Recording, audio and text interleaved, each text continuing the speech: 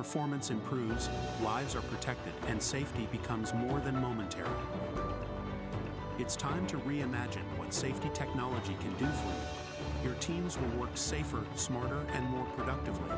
Take your team's safety to the next level with a comprehensive solution from a trusted provider. Contact Integrated Communications today. For every generation, it has started with the call to serve. Discovering purpose and belonging well-earned. Fighting and winning for our nation and its people.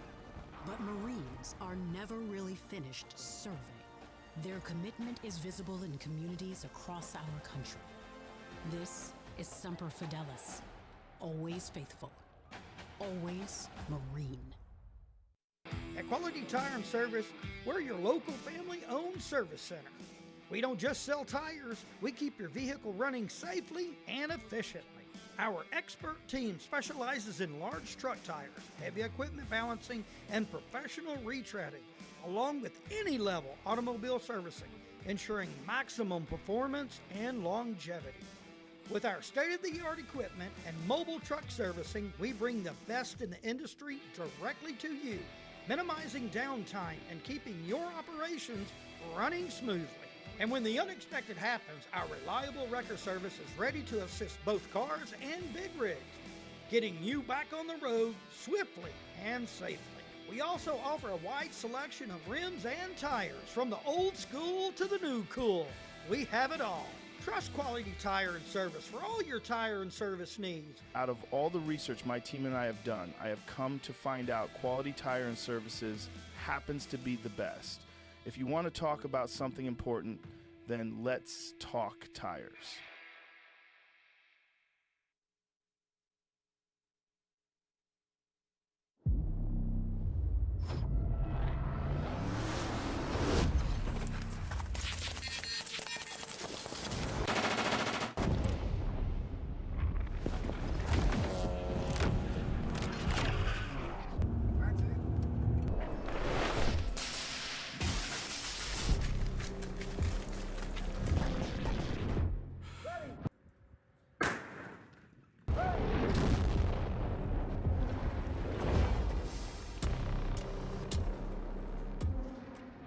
At Thrive MD, there's a lot of things we find important. We started talking about different peptides that he had to offer and completely changed my life.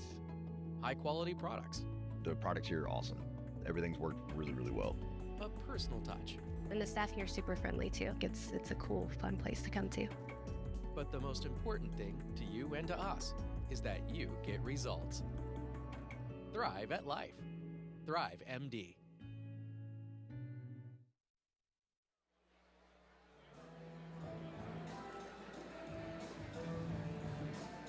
Ladies and gentlemen, our next bout this evening is brought to you by Quality Tire and Service of Munfield. Commercial, retail, farm tires, quality tires. You need a tire, Quality Tire and Service has you taken care of. Check them out online, qualitytireofmunford.com. Ladies and gentlemen, welcome to the arena, Greg Goble.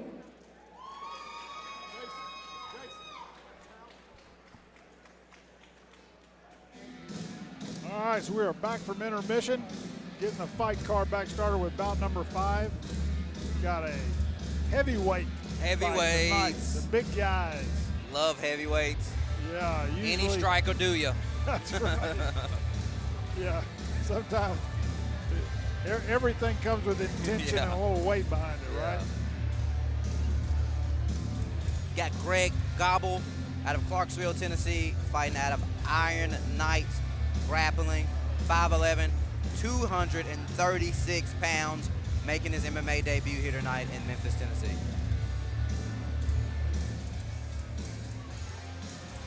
So this is an amateur bout. It'll be 3 3-minute rounds, as we talked about throughout the night.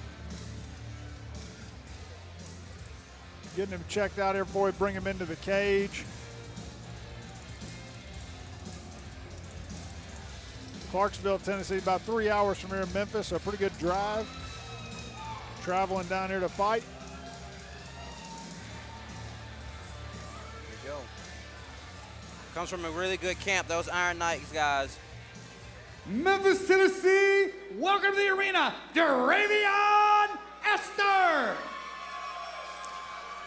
Darayvion Ester coming out of Rising, Arkansas. Another fighter here tonight with the LC. Yes, sir. Yeah, we've seen that team a lot over the years here at Attitude MMA. And Darayvion is going to have a little size in this match, right? Just a little bit, 2-1. I was talking to Coach Hall earlier, and he says they're looking at this fight heavy. I think Darayvion has a win over Parker, who is a title contender, title hopefull here in the Attitude cage. Pretty good heavyweight prospect in the area, so he's already have quality opponents on his record and just looking to build here tonight. He's coming in at 6'4", 253 pounds. And Greg Goble coming in at 5'11", 236 pounds. Heavyweight's a 265-pound weight limit. So both these guys coming in well under that. But still at that heavyweight, you're anything from that 206 at light heavyweight all the way up to 265.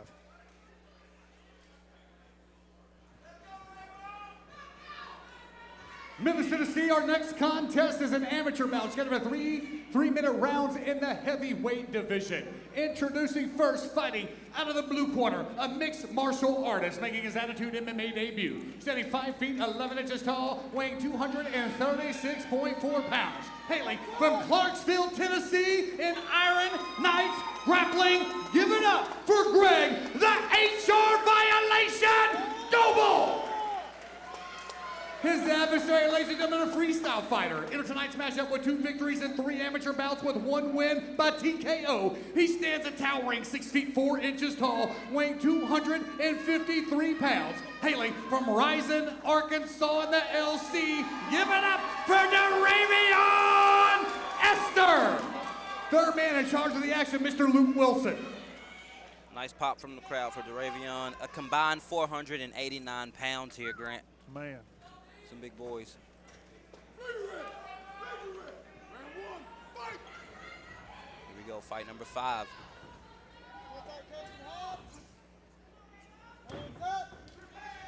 Nice outside leg kick from Ester. Yeah, and Ester, you can tell, definitely going to have the length if he uses it here. Nice feint.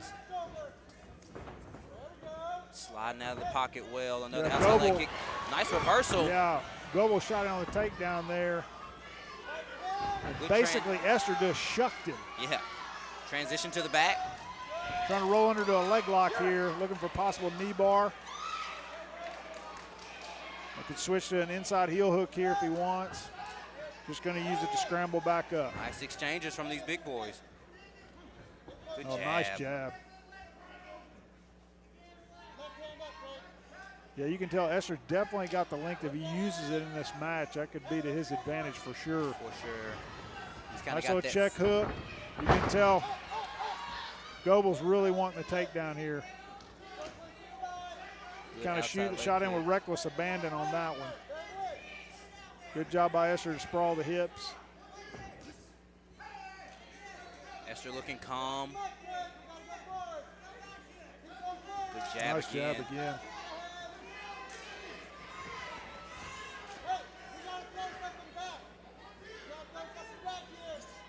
Big overhand from Goble. Another good outside leg kick. Kicks, controlling the clinch here for Ester.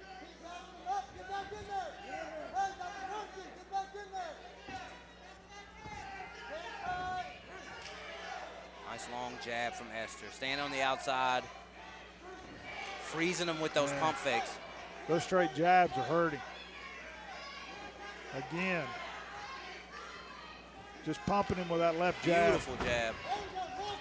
Goble going to try to cut the distance here, get the single leg against the cage.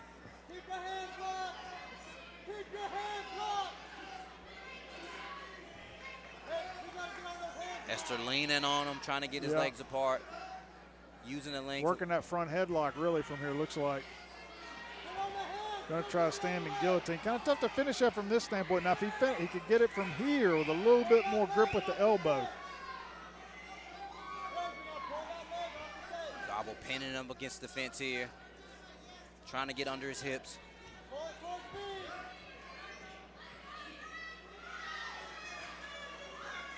And we're out. Now Goble with his back against the fence. Big overhand right from Ester. Right. Yeah, hit him with the jab. Head nice kick. combination. Another big overhand right. And he's going for the kill here. Yeah, he's really tagging Lead hook. up. Man, Big Goble shots. Goble is eating some big shots. Nice jab. Man. Way to end the round. Yeah, Ester, I mean, was throwing a flurry there, AJ. Just taking him to task around the cage. But Goble, to his credit, he ate every shot. Ate it. He's showing it, though, now. He is definitely showing it. A lot of damage in the corner here for the cut man. Goble seems game to stand in there. He just needs to move his head a little more, up and down. But again, you're looking at that reach again. He's using that jab to set everything up, which is such a smart striking strategy. Yeah. He's popping him with a jab, popping him with the left jab. Then when he starts to get him on his heels, man, he's setting him up for the combination. That head kick, across the cage from our vantage point was a huge head kick. I mean, most guys going to be down on that. Yeah. He ate it and stood there. Stood there. Didn't even wobble him, really, that I could see. But those were huge shots to finish the round. Counted maybe 3 or 4 unanswered over here against the fence. Looking forward to seeing how he comes out in this second round here. Goble he still looks in it. He's ready to go for the second.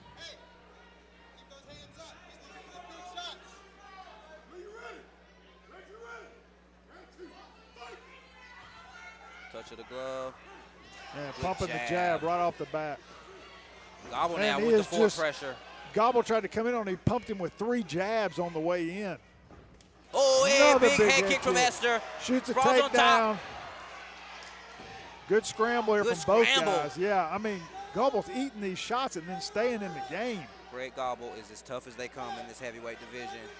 Pinning up Ester against the cage. He's going to look for an outside trip here possibly. Now switching to a single. Heavy left shoulder, heavy left underhook. Just trying to stay connected. Ester doing a good job with the whizzer here to kind of control it. Good head pressure from Greg.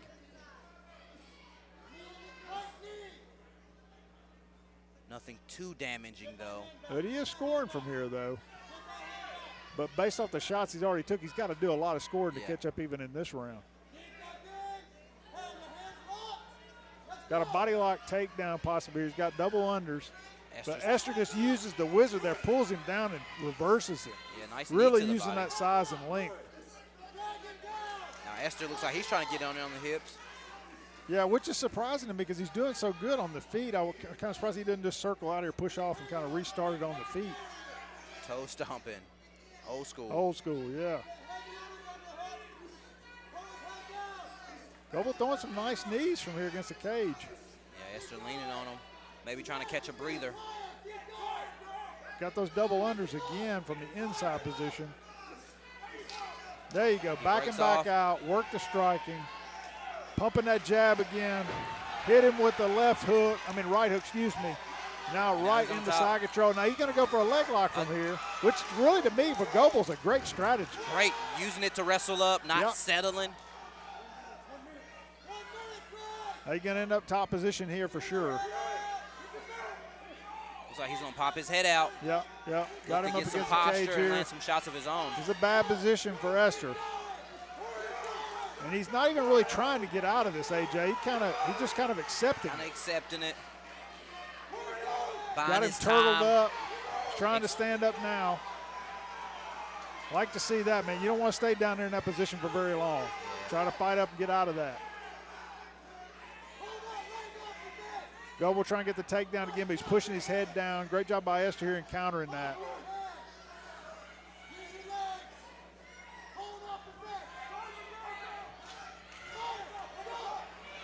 Here we go. In the center, Ester marching forward. Trying to set up something big here at the end of the round. Nice jab. Another big overhand. And he is piecing him up with that jab and cross. Yeah. Wow. Round number 2. Really hard to score. Yeah, well, it is in some ways, but depending on what the judges kind of how they're looking at that, right? But if you look at the situation, really, Goble, his path to victory here is get the takedown, get top control, and then do some real damage from there. We saw that just for a short period there when he got in that position. But, man, I mean, he is having no luck on the feet with Ester. Yeah, Ester's really doing a great job with keeping his range, popping him with that jab, landing the big exclamation shots at the end. He dropped him with that head kick. Yeah, just beautiful combinations. Yeah, beautiful. And so it's really going to be, I think, in this third round who kind of takes over and does that. But, yeah, interesting fight for sure. A lot of action for heavyweights, man. And listen, these are two big guys. Big guys. And we're going into the third round here with a ton of action in the first two rounds. Yeah. Again, you kind of see it on both guys' faces. Like, they're wearing it. Yeah, they are wearing it for sure. Again, if I'm coaching either one of these guys, we got to have the third. Can't afford to get bogged down on bottom. No doubt. Got to score. Yeah, no doubt about it. Round number 3 and bout number 5 here. Nice outside leg kick from Greg. We don't have a mouthpiece here for Ester. Got a quick timeout by the referee. These things happen in amateur fights, right, AJ? No worries, just learning, yeah. Good 1-2 from Ester. And now Greg pushing forward. Fighting like he needs this round. Oh, man. Snap down, yeah, uppercut, just another overhand. And here we go, Ester putting them together this round. Again with the forward movement. Feinting the jab. Nice teep.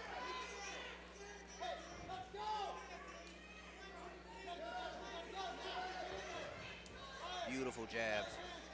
Yeah, that jab is just paralyzing. You know, it's just stunning him every time. I mean, you see right there, he's trying to come in, close the distance. That right eye, Greg, it's closing up quick.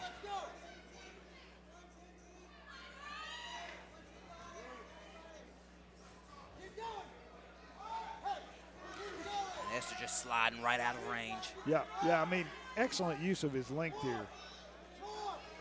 Nice teep up the middle.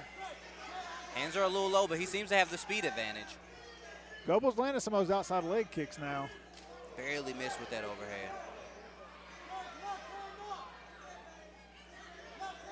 Oh, man. Good. And Goble just stands in there like, what? Yeah. I'd like to see Ester maybe step to his left a little bit, cut him off. Yeah, absolutely. Another jab, falling away. Corner imploring Greg to go in for a takedown here. And he's trying to cut him off, trying to pin him up against the fence. But Ester's just doing a great job with staying mobile.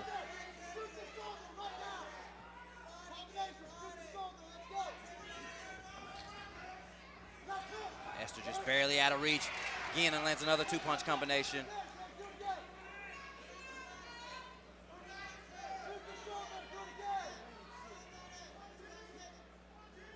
Nice jab. And that's really been the story of this fight, Grant. It really has, yeah. The jab is for Ester has definitely been the determining factor in the fight. Eat it again.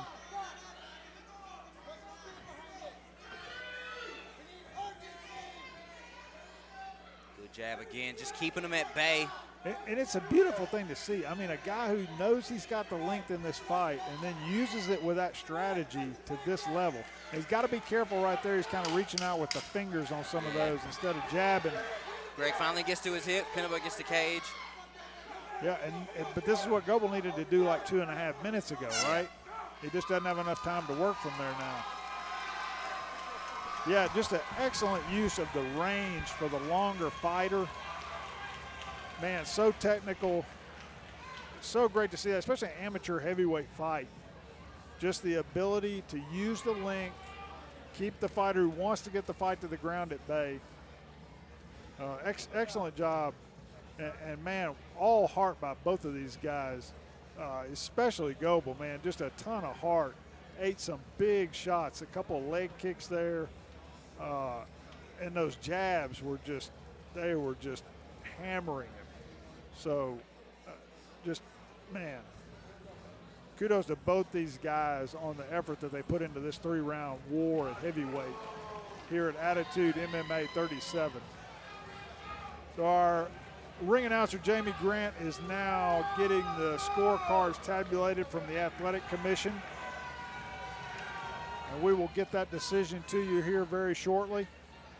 Here we go now up to Jamie Grant. Memphis, Tennessee, after 3 rounds of action, we go to our judges' scorecard for a final decision. All 3 judges score this bout unanimously for our winner, the red corner, Darayvion Ester!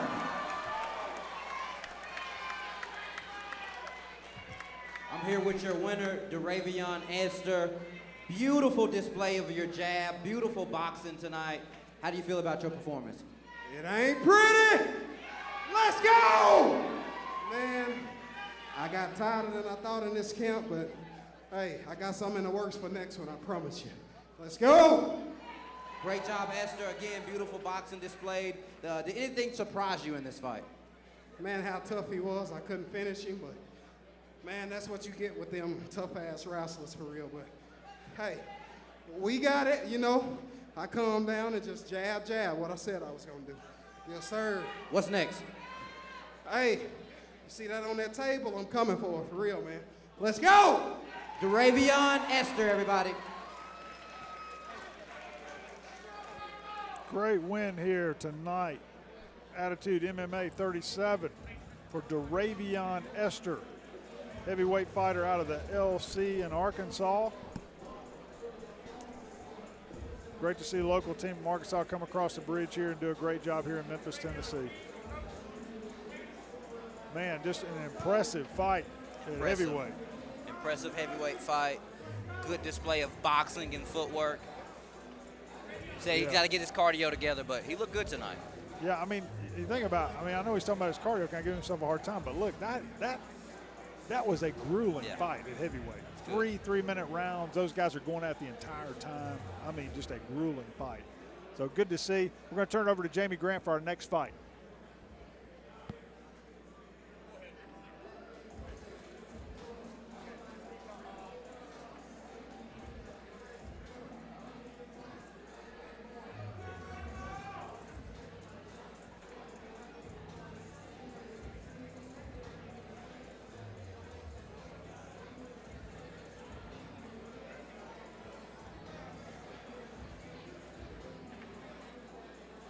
Like a little housekeeping going on.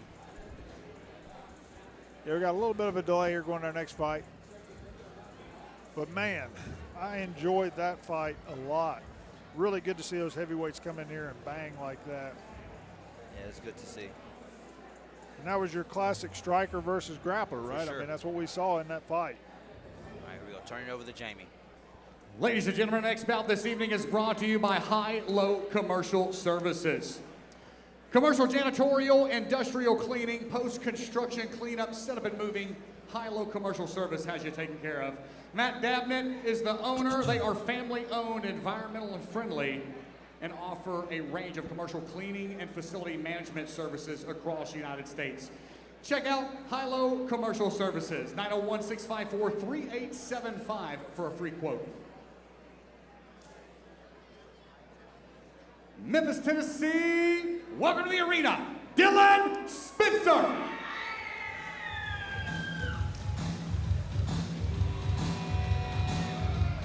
Up on our 6th fight on the night in the welterweight 170-pound amateur division. We've got Dylan Spencer out of Fackler's MMA in Augusta, Georgia, home of the Masters. Interesting cowboy hat to come out in there. Yeah. Don't see pink, fluffy cowboy hats much in MMA, do we? Right. Not at all. Dylan Spencer out of Augusta, Georgia, as you said, Grant. Fackler's MMA. Doesn't know much about him. Doesn't know much about him. Right? Debut fighter, wasn't much film on him. So it's kind of hard to scout when you're doing that. But hey, as long as you put the work in and you be the best version of yourself, you should be able to make the walk every time. It is an interesting cowboy hat, though. Yeah. Referee Jason Cageman Aldridge getting him checked out here before he let him in the cage.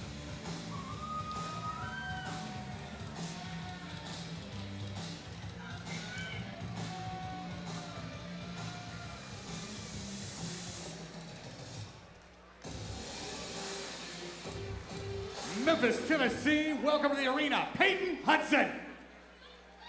So we've got Peyton, the silent assassin Hudson, fighting out of Aero Martial Arts in Jackson, Tennessee. Tell us a little bit about the silent assassin, AJ. Peyton, the silent assassin Hudson, standing 6 feet tall, weighed in at 168 pounds. 2-0 record with a 5-second knockout he had in his debut. Very durable guy, volume striker, very smart, tactical, cerebral type. We call him the silent assassin for a reason. He doesn't say much, but man, is he gonna show up for every session. He's gonna work hard, and he is gonna be one of your toughest rounds that day. Super excited for this kid and his future and to see how he's gonna progress. That's awesome. Cut man greasing him up here, getting him ready to come into the cage. Get him checked out by Jason Aldridge.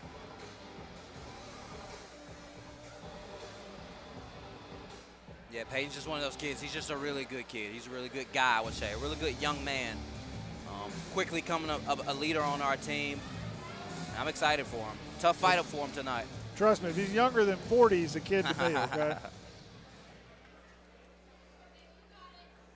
Memphis, Tennessee, our next contest is an amateur bout scheduled at 3 3-minute rounds in the 170-pound division. Introducing first, fighting out of the blue corner, a freestyle fighter making his Attitude MMA debut. He stands 6 feet 1 inches tall, weighing 69.4 pounds. Hailing from Augusta, Georgia, and Keglar's MMA. Give it up for Mr. Dylan Spencer. His adversary, ladies and gentlemen, in the red corner, a striker, undefeated with 2 victories with 1 win by technical knockout. He stands 6 feet even, weighing 168.6 pounds. Hailing from Jackson, Tennessee, and Aero Martial Arts, raise the roof for Peyton, the silent assassin, Hudson. Third man in charge of the action, Mr. Luke Wilson. Here we go, fight number 6. We're halfway through this card. Yep, sure are. Been exciting so far. Looking forward to getting this one started. Here we go, touch up the gloves, and we're off. Good Nice inside teep. Good overhand from Peyton Hudson. Moving forward, as always, good nice inside trip. leg kick, yeah. Kind of tripped him up with it. Head pressure against the fence. Nice Good knee. Dylan returned with a knee of his own.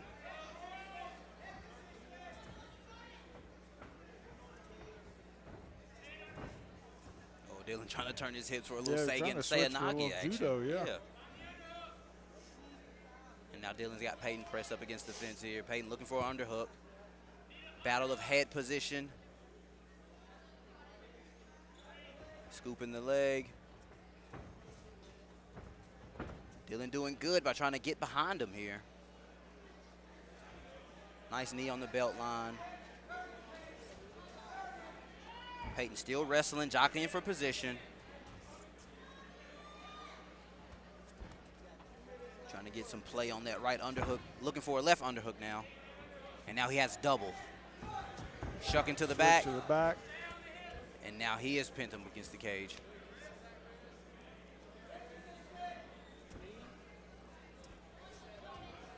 Both guys doing good by trying to stay ahead of the other.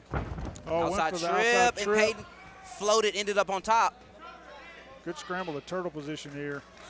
Looks like Peyton may be trying to lock up Kimura from that position, but hard to get from there. Peyton back up to his feet. Dylan still has him pinned up against the fence now, dropping down to the hips. Those hands clasped. Peyton pushing the head, and he gets a bounce. Double leg takedown for Dylan. Peyton doing good by pushing the head, climbing up the fence. Trying to get to the cage here and shoulder walk up. Both guys right in front of us. And Dylan is just persistent on this single leg. Get another mat return. And Peyton with the butterflies. Try to scramble up to the turtle watch position, his neck, though. standing.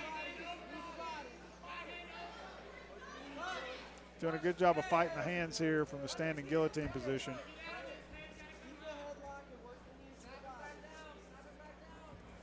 Dylan back to the hips again. Nice crossface with the right hand from Peyton, trying to keep him up. Those hands clasped again. Big takedown by Dylan Spencer. Lands the right hand. Peyton doing a great job trying to scramble back to his feet. Giving up mount. Big shots from Dylan. Now he's got both hooks on the back. A little high here. Peyton gaining height, trying to find the fence. Grabbing the neck on the way down. Able to keep it from sliding off.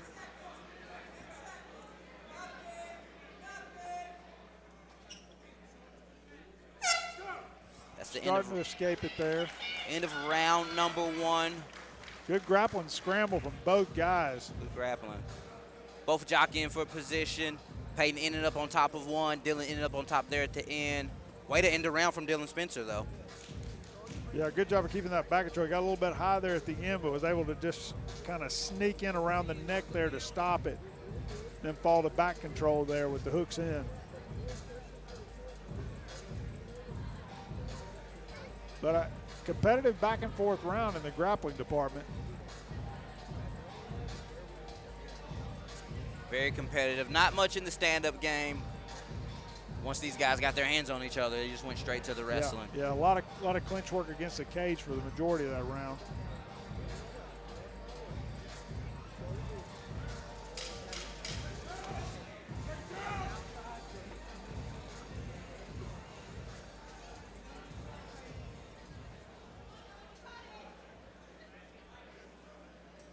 Here we go for round number 2.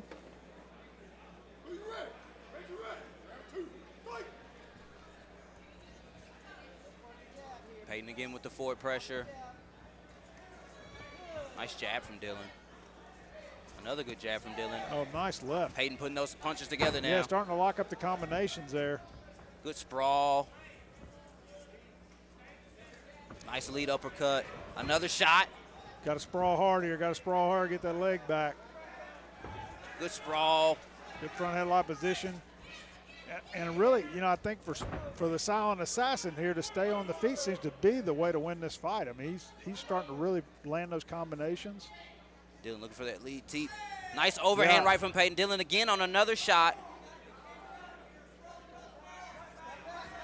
Yeah, those hands clasped, though. Super tough to defend that with a sprawl on the clasped hands. Peyton hip Good job of scrambling back up, though. He's got to keep from giving up that back. A little bit high here. He can start to stand up and kind of, that's what he's doing a great job of sprawling his hips back, stopping him from standing up. Got to watch that head and arm from here.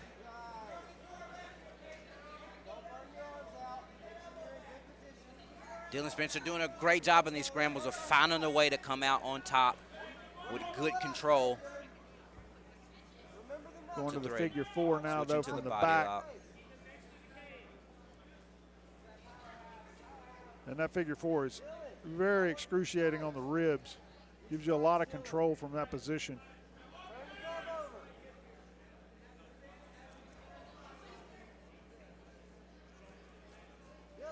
Peyton defending well, trying to find a way to get some rotation here. Yeah, good job here getting us back to the mat. You got to watch giving up the mount now.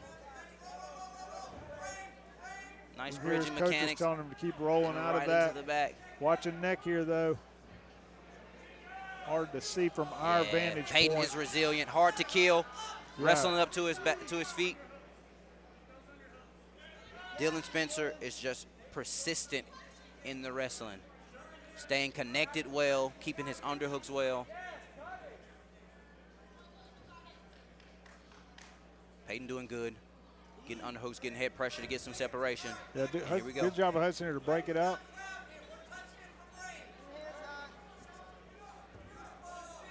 Love to see a nice level change from Dylan. Yeah, really Peyton sprawls good. out of there. It was a nice feint and into the shot after the feint.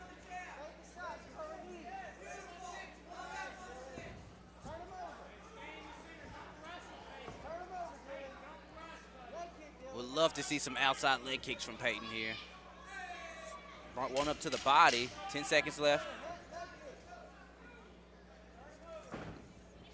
Dylan shoots again. Gets another single. End of round number 2. Yeah, and if you look at the fight in that second round there, Hudson was doing a great job on the feet at the beginning of the round. Really landed some nice combinations, doing some damage. But Spencer's ability to get to the grappling exchanges and then outpoint him in those grappling exchanges is going to be tough to overcome. Yeah. Peyton's doing a great job in the striking, but just the quickness of Dylan's level changes has him a little apprehensive to open up. Right. Because as soon as he lets one go, Dylan is nowhere to be found, and he's in on his hips. So Peyton's going to have to figure out a way on how to touch him, right, without getting too close, right? Maybe more jabs, some outside leg kicks, maybe some uppercuts when he starts seeing that guy level change. But right now, that's been the tale of the fight. It's been Peyton pushing forward, Dylan shooting under him.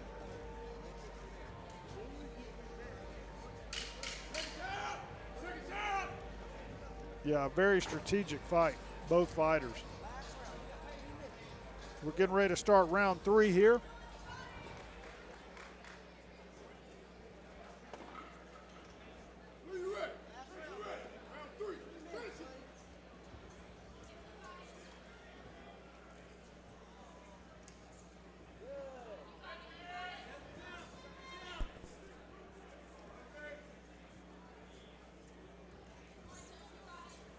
Both guys measuring. Peyton trying to find a way to land something significant. And now Dylan's pushing forward with a couple Superman punches. 3 in a row. Well, good boxing so far. Yeah, and then you see Hudson started timing that then and landing the combination. Nice hook to the body. Another double from way outside. Switches it to a single, and he gets it again.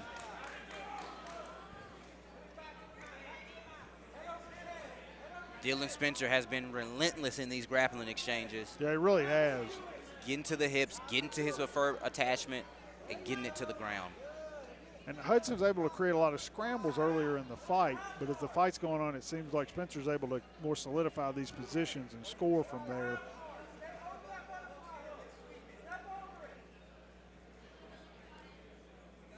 Trying to work that butterfly nice guard butterfly here. hooks from Peyton. Good Hip job heisting using up. to stand up. But Dylan's just attached to that leg. And another one.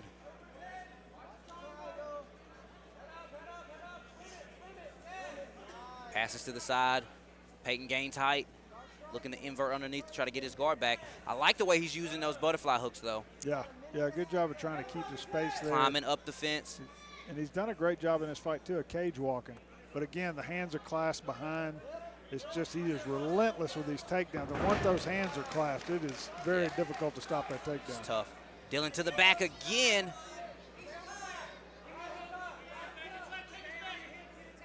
And now Peyton on the back of Dylan. Yeah, he's done a good job of getting back into reversing this position. He's got a score right here, though. Nice knee.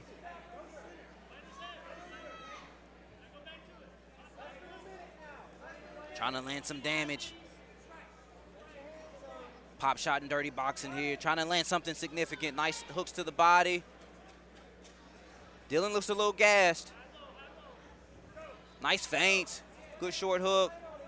Straight right hand. Now Dylan jabbing back. Peyton Hudson just has to go right here. Nice to the body. Again, Dylan trying to clinch him up and slow him down. Maybe looking for another shot.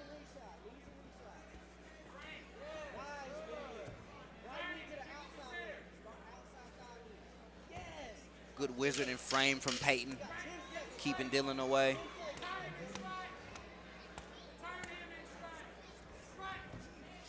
And here we go, now we're trading.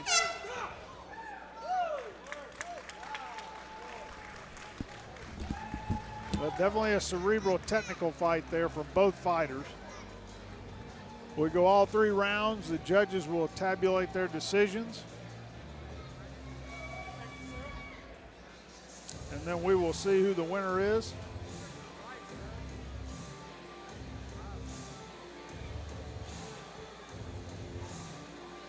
But another good back and forth fight,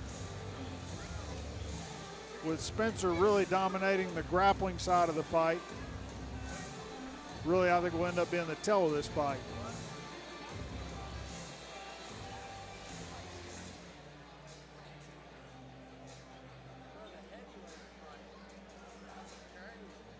Take a minute for the judges here to get their scorecards in.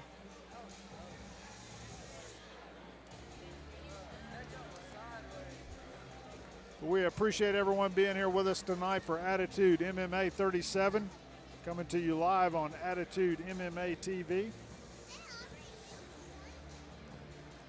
Been a great night of fights so far. And we're only halfway through the card.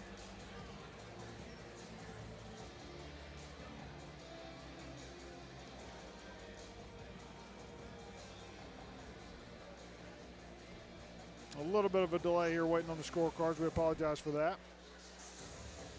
We will get the decision to you here shortly.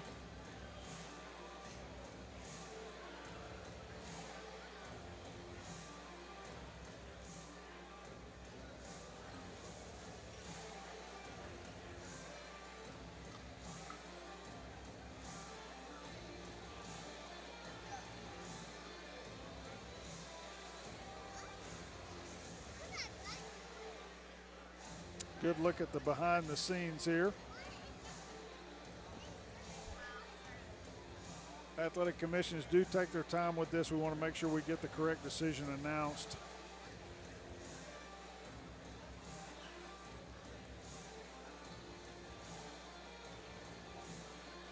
But another exciting fight here.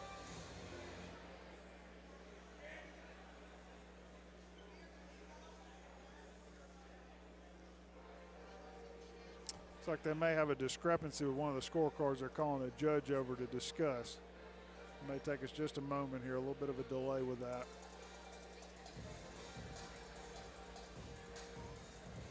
But we do want to make sure we get the correct decision announced. Leave nothing up to interpretation on that.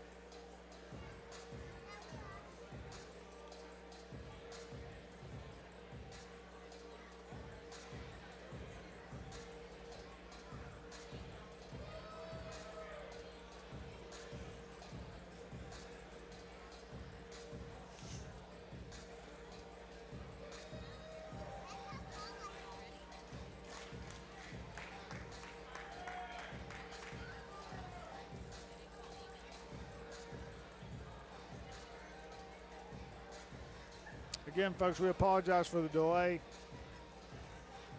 We are awaiting the Athletic Commission to tabulate the scores here and get us the official decision in this fight. Here in the welterweight division tonight at Attitude MMA 37.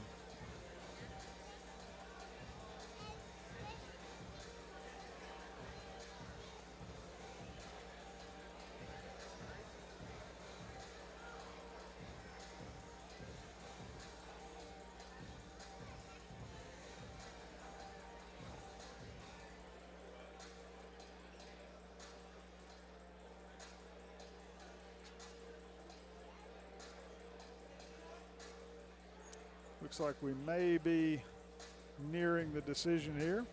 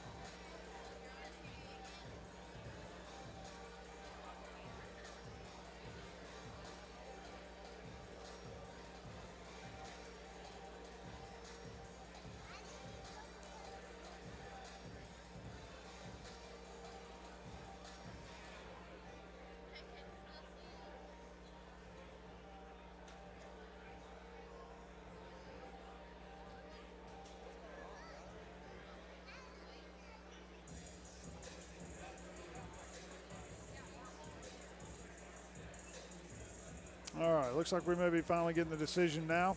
Apologize again for the delay.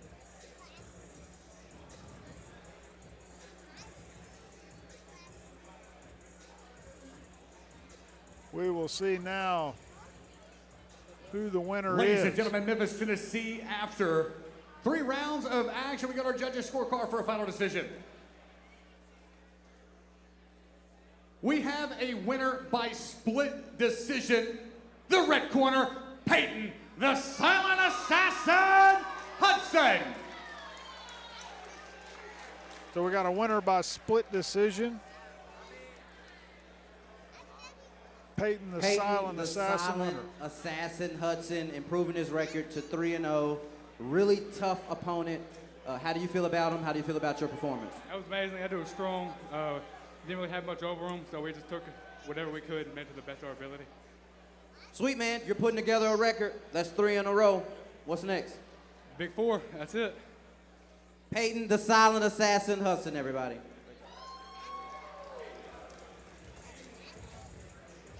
So again, split decision win for Peyton, the Silent Assassin Hudson out of Aero Athletics in Jackson, Tennessee. Moves him undefeated record to 3-0.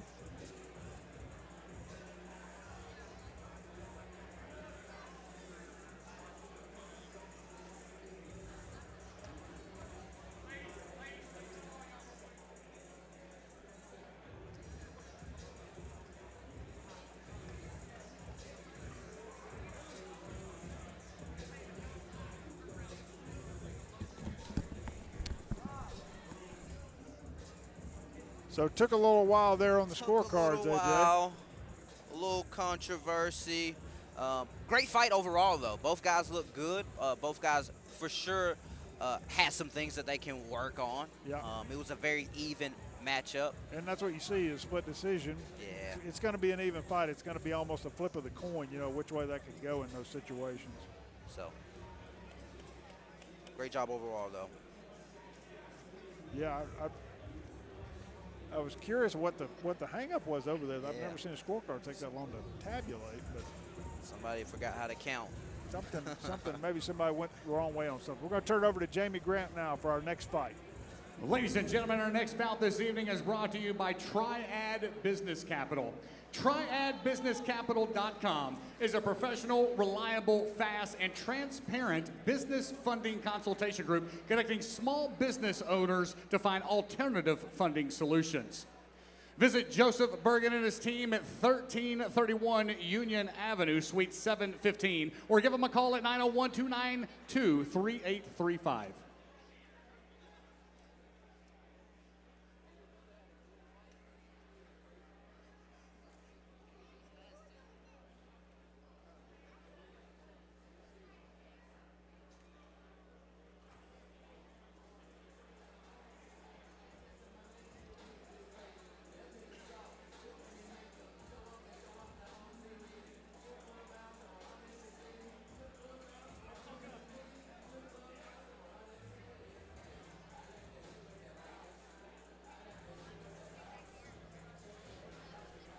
Ladies and gentlemen, welcome to the arena, Jakeya Keglar.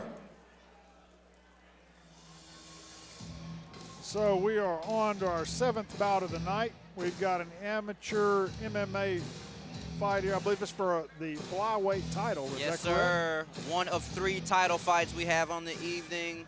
The ladies are ready to put in work. We got Jakeya Keglar. Magic Potion is her name.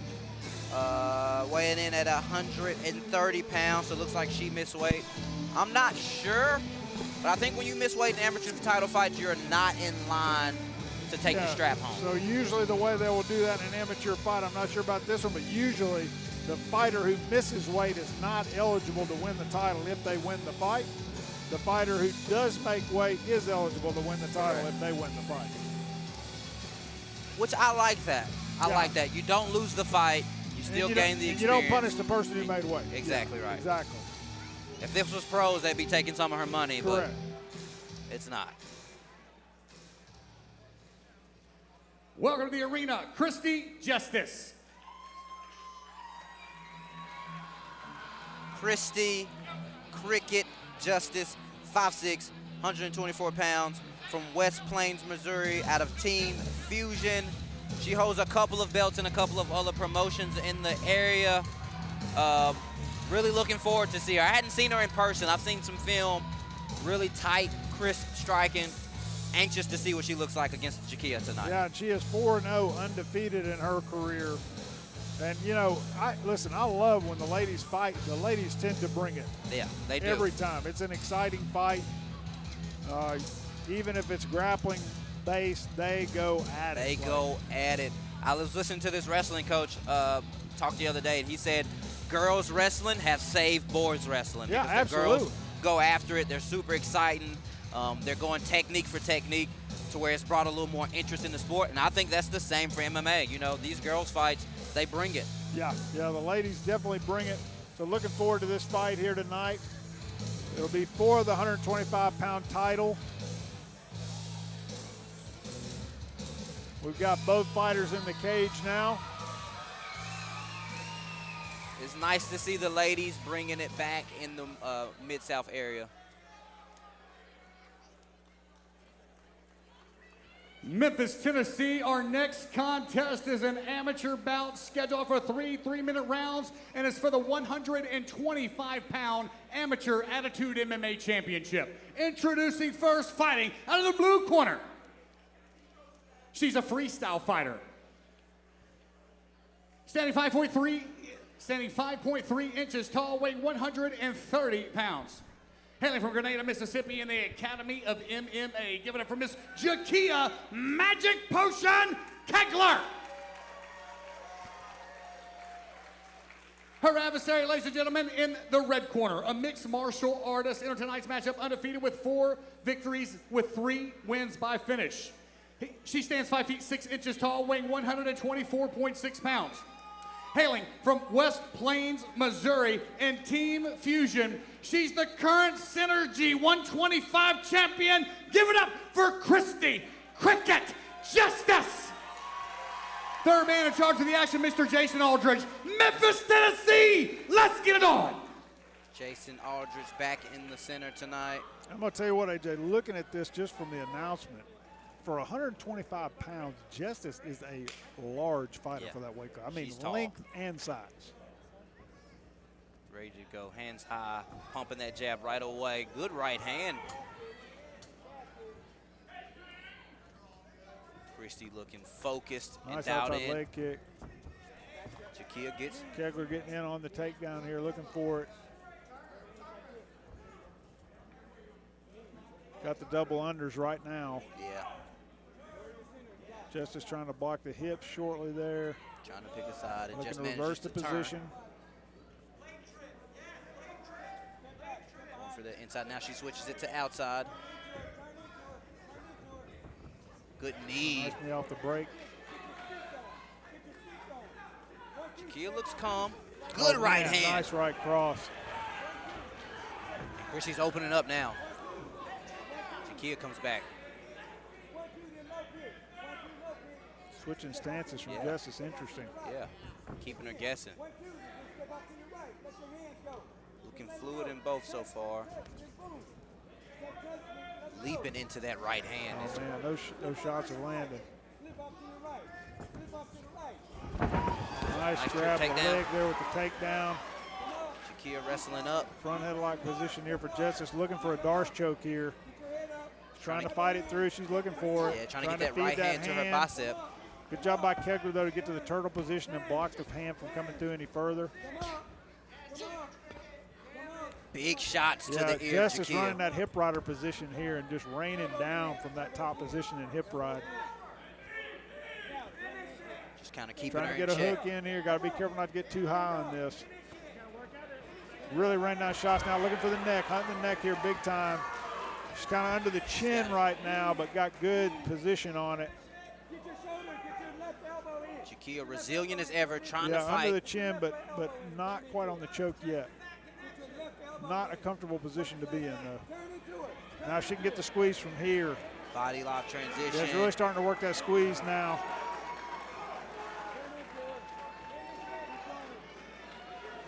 Jestice is reaching back behind her head to get the pull. Yeah, I mean, so much squeeze from that position, man. A lot of pressure on the jaw. We got a new champ. Yeah, very impressive fight there from Jestice. You can definitely see she deserves that undefeated record. Got a first-round finish here. Rear naked choke. Very impressive. And at 125 pounds, Christy, the Cricket Jestice, is going to be a problem. You can see the size there for this weight class, the length, the striking, and the grappling. Just all around great fight, great fighter. It just showed how it was done there. Great job. Dominant win. Ladies and gentlemen, Memphis, Tennessee, at the 2-minute 21-second mark of the round, referee Jason Aldridge steps in and stops this bout with submission due to rear naked choke. Give it up for your winner, the red corner, and new 125 female amateur champion, Christy Cricket Jestice. Christy Cricket Jestice, your new flyweight champion. 2 promotion champion now. Awesome performance. How you feeling? Awesome. I just want to give a big shout out to my fans. I had a few people come from West Plains. It was a 3-hour drive. Thank them for coming out, supporting me. And then my coaches. This was a really good camp for me. I got to train in Vegas with some of the greatest women in the sport. I got to go to Springfield at a head gym and train for a week. My sponsors are truly the best. Give me what I can to get ahead. Two promotion champion, 5-0. What's next? Whatever my coaches want, that's their ultimate decision. They know me best. Your new champion, ladies and gentlemen. Yeah, impressive performance here from Christy the Cricket Jestice out of Team Fusion in West Plains, Missouri. Came here to Attitude MMA tonight in Memphis, Tennessee at the Coronet live and showed out. First round finish, rear naked choke, and claims the flyweight women's Attitude MMA amateur championship title. Great fight here, great job. Just a dominant win, very impressive performance.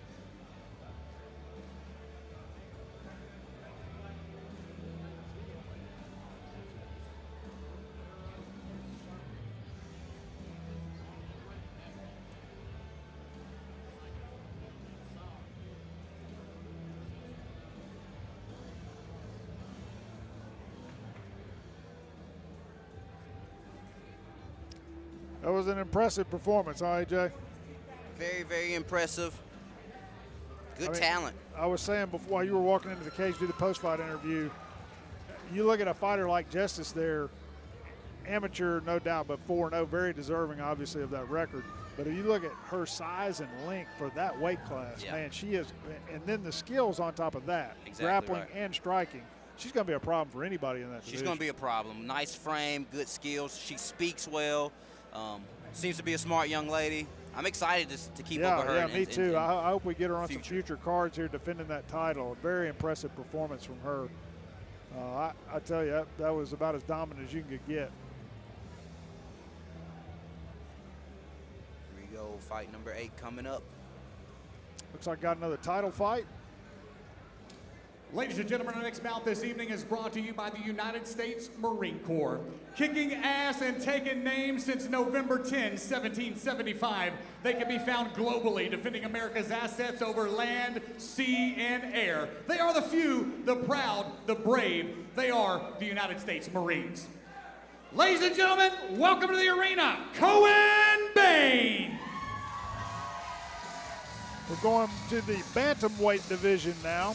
So we got a 135-pound amateur Attitude MMA title fight here. Yeah. The bantamweights, Cohen, the Rooster, Bane, 5'7", 134 pounds, from Springfield, Missouri, out of Team Fusion. Team Fusion going back-to-back here in 2 back-to-back title fights. So far, they've been on fire tonight. We'll see what they have up for this one. Yeah, looking forward to seeing that. I've not seen Bane fight before, so looking forward to that tonight. Coming in here for a title fight. As we get down to the backside of the card here, we should start seeing the guys who are the real up-and-comers now. When they're fighting for a title, that tells you something. Tells you something.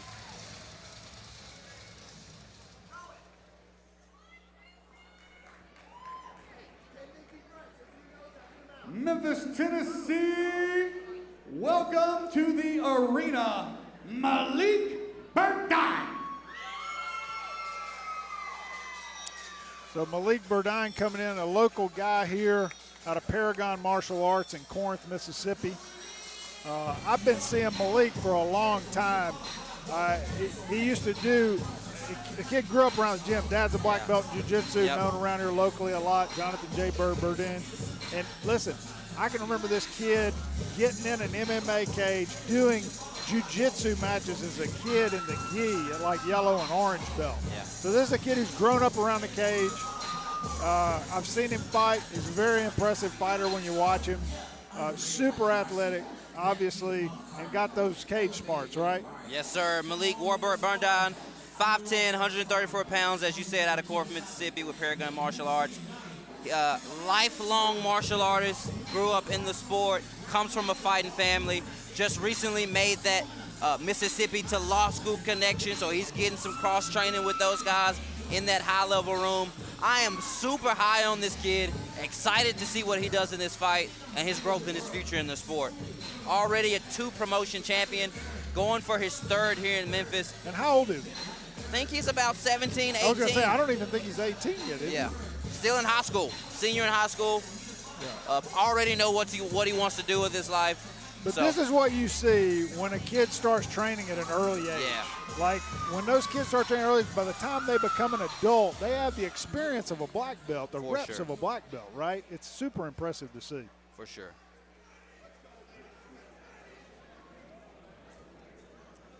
Memphis, Tennessee, our next contest is an amateur bout scheduled for 3 3-minute rounds, and it's for the 135-pound Attitude MMA Amateur Championship. Introducing first, fighting out of the blue corner. He's a wrestler, entering tonight's matchup with 5 victories and 6 amateur bouts. He's got 1 win by technical knockout. He stands 5 feet 7 inches tall, weighing 134.8 pounds, hailing from Springfield, Missouri, and Team Fusion. Give it up for Cohen, the Rooster Bane.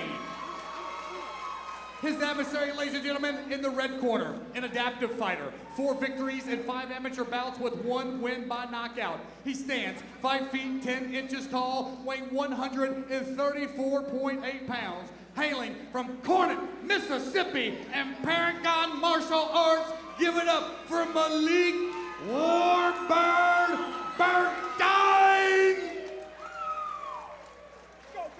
3rd man in charge of the action, Mr. Jason Aldridge. Memphis, Tennessee, let's get it on. Here we go, 2nd title fight of the evening. Meleke Burdine versus Cohen Bane for the strap.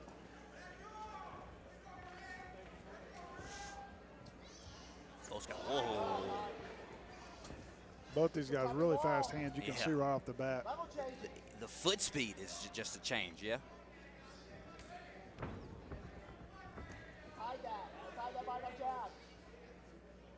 Meleke very crafty. There we go. Yes. Nice up and down from Bane. Both got straight shots right here in the center. Stand switches from both. Trying to get some respect. Meleke opting to stay southpaw. Nice return with the left hand. Pushes forward. One thing I'll say about Meleke, he's been kind of coming up in that Mississippi territory. You know, the difference in rules in Mississippi, they let you throw knees and elbows to the head. Correct, with amateur. So he's been operating on a pro level for a while now. Going in on the single leg. Trying to drag him around on 1 foot, finding the fence. Changes to get both. Stick with the high crotch here. Yeah, nothing going. Meleke doing good by basing down, staying heavy. Digging for these underhooks. Got the double unders, reverse the position.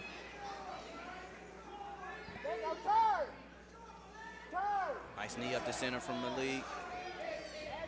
Bane turns him now. Shoulder bump. Trading knees up the center.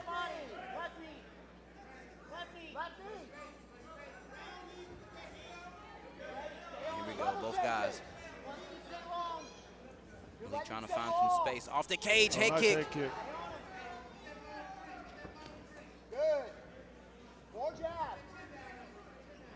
Stand switches from Meleke. Another head kick.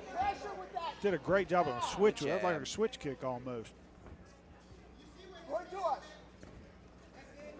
Oh, man, nice combination. Nice combinations from Meleke. Falling into a takedown here. Bane doing a real good job keeping his head under Maleke's chin. Inflict your will a little bit. Trying to get an overhook here, but it's just a little high. The elbow's a little high from Bane. Oh, fireman carry. Down. Meleke went to Kimura here, looks like, from the backside. Hard for me to see from our angle what he's got here. Straight arm bar, maybe? Looking for the triangle. He had a straight arm lock is what he had over the shoulder. Now he's trying to switch that to the arm bar. Gonna be tough to do from this angle, though, with this little bit of time left. Really can put that squeeze on right now. Good first round from both competitors. And again, beautiful fireman's carry takedown. But then Meleke transitioned immediately, and you see that seasoned jiu-jitsu from a young age right there. Sure. That transition to guard, switch to a straight arm lock over the top and close guard, and then transition to a triangle from there. You're exactly right. Very skilled purple belt. He's probably been in that situation thousands of times on the training mats, and just the instinct to grab up that shoulder crunch to stay on that arm lock. Yeah, it was very impressive. Very impressive. It all happened so fast, we could barely see it from our vantage point. Man, just like lightning, just so quick. And you see that with these bantamweights. Cohen Bane, he's game, though. Like, you don't see many people open up and go for those type of techniques in a high-leverage fight like this. That was a beautiful fireman's carry takedown, like beautiful. Like that just goes to show you the technical prowess and the confidence. But again, this isn't wrestling, right? True. And Maleke's able to immediately transition jiu-jitsu to counter the takedown. True. Love this game, Grant. Yeah, I'm telling you, it's exciting. Round number 2, second title fight of the evening.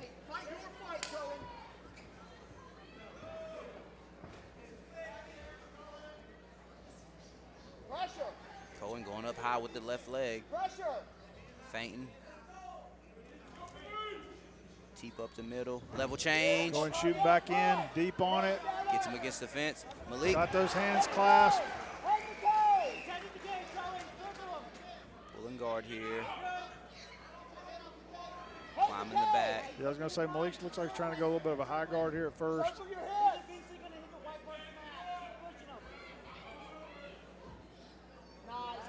Nice butterfly hook from Meleke here, looking to gain a little height.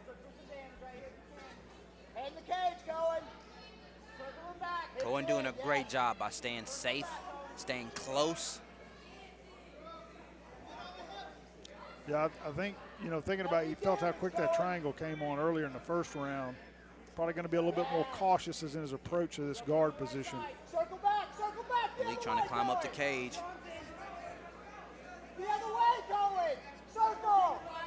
You're right. Keep pulling him. Now push his head back in the cage. Now damn She's doing a great job not letting Meleke compromise his center line, right? Yeah. Maleke's trying to shift those hips off to the side, trying to create an angle.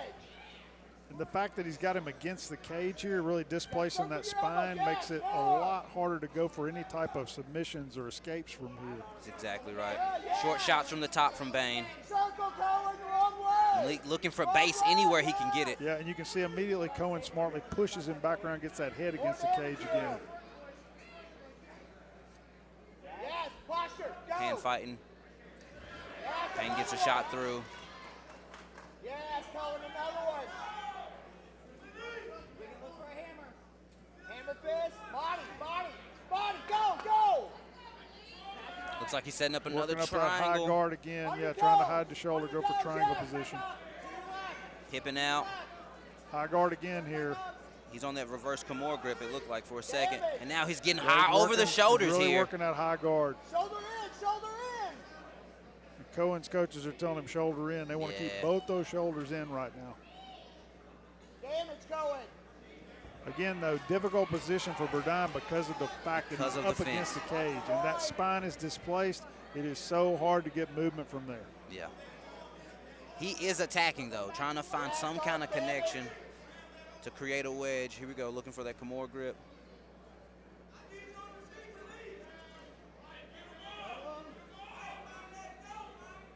Pass the half.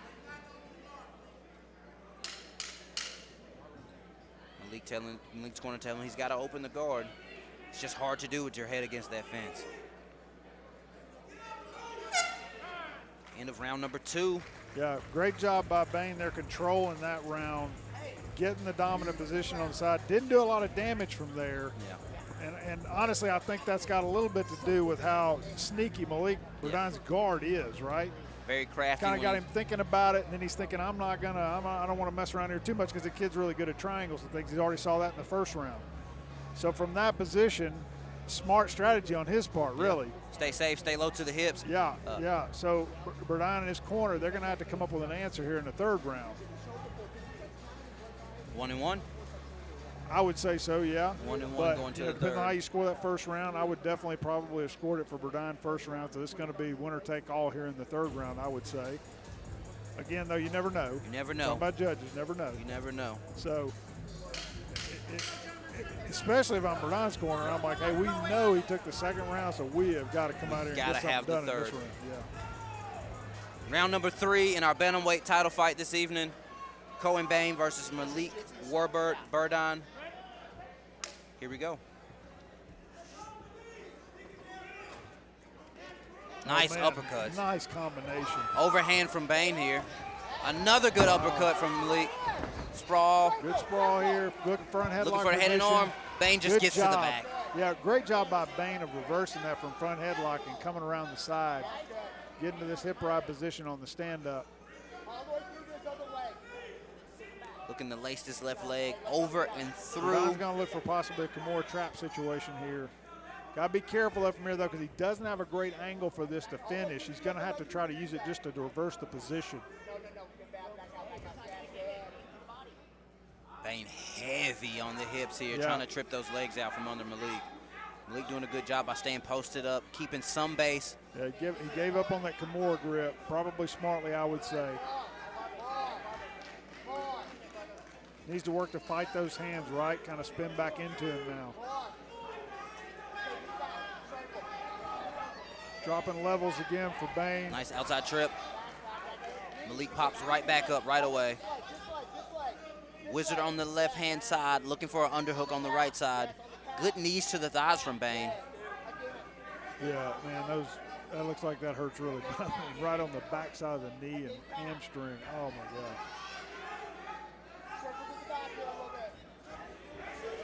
Nice knee. Nice knee on the turn. Cohen going for that. Look like go for that fire carry again. Yeah. Malik right back on the shoulder trap. Crunch. But again, the problem with that when you get against the cage there, man, it's just such a different dynamic. Circle, Cohen. Thank you. Hand the cage. Hand the cage. Yes, on 3 actions. Yes, Cohen.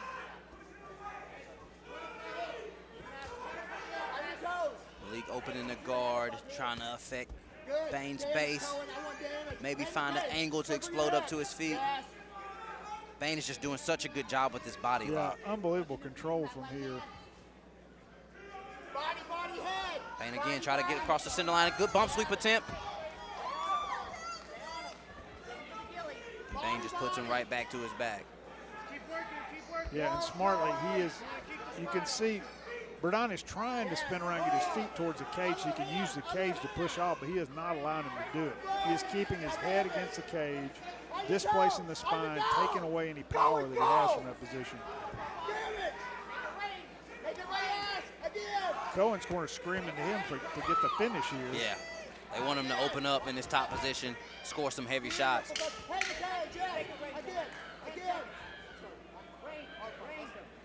Damage, Cohen.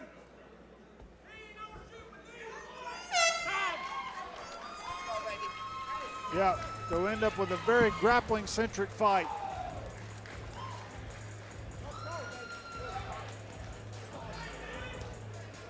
Great fight from both fighters. Great performance. Cohen, the Rooster, Bane against Malik Warbird Burdine.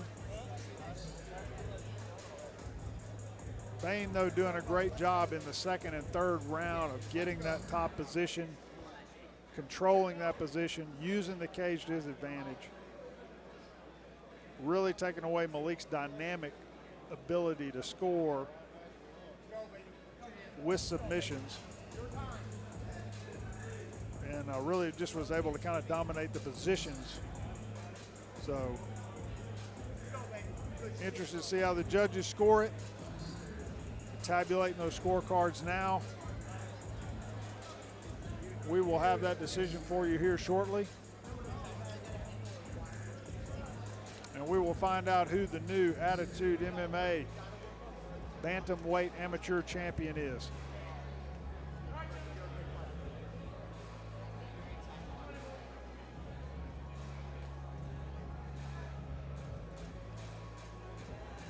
Ladies and gentlemen, Memphis, Tennessee, after 3 rounds of action, we go to our judges' scorecard for a final decision.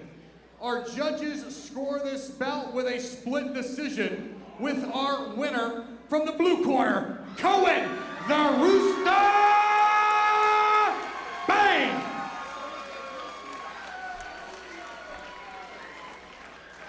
Cohen, the Rooster Bane, your new Attitude MMA Bantamweight champion. How you feeling, buddy? I feel great, baby. He punches pretty hard, but I figured it'd be pretty similar to my last fight. Everyone can hit hard, everyone's fast, but not everybody can wrestle. So, but yeah, no, I put a lot of work in this camp. I came in pretty fresh, but dude, I'm just ready to keep racking up these belts. I don't know if you guys know this, but I run shit down in Florida too, and I would like to get the Impact Fight League belt next. Sweet, improving your record to 5-1, 6-1, sorry about that. Racking up belts here in the Southeast and down South. What's your future looking like, buddy? What do you got planned next? Obviously, I gotta go visit my kids down in Florida, but man, I'm just gonna keep doing what my coaches want me to do, keep getting better, turn pro in the near future, baby. Cohen Bane, ladies and gentlemen.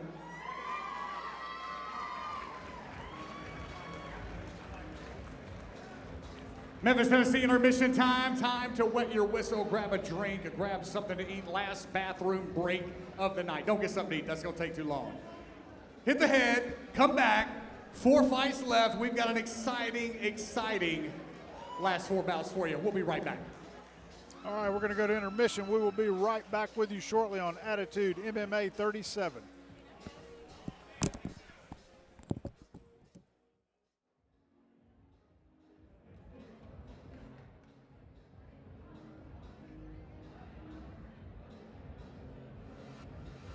Memphis, Tennessee.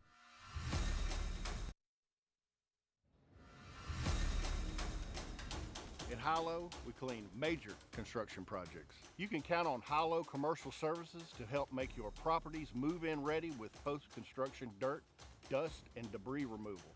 We offer rough, final, and touch-up construction cleaning services to newly built warehouses, office buildings, multifamily, and retail buildings. Need something clean? Look no further. Let me clean your building.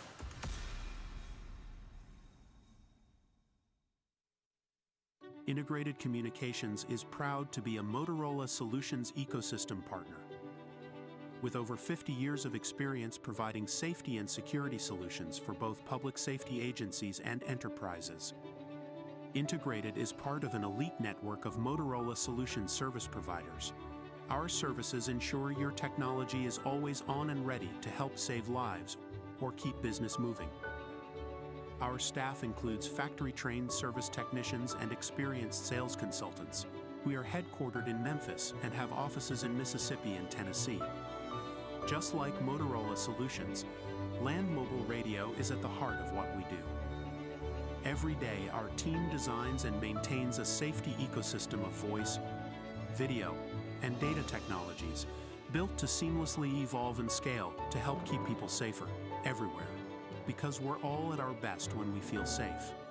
With Motorola Solutions ecosystem, people can collaborate, information flows where it's needed, performance improves, lives are protected, and safety becomes more than momentary.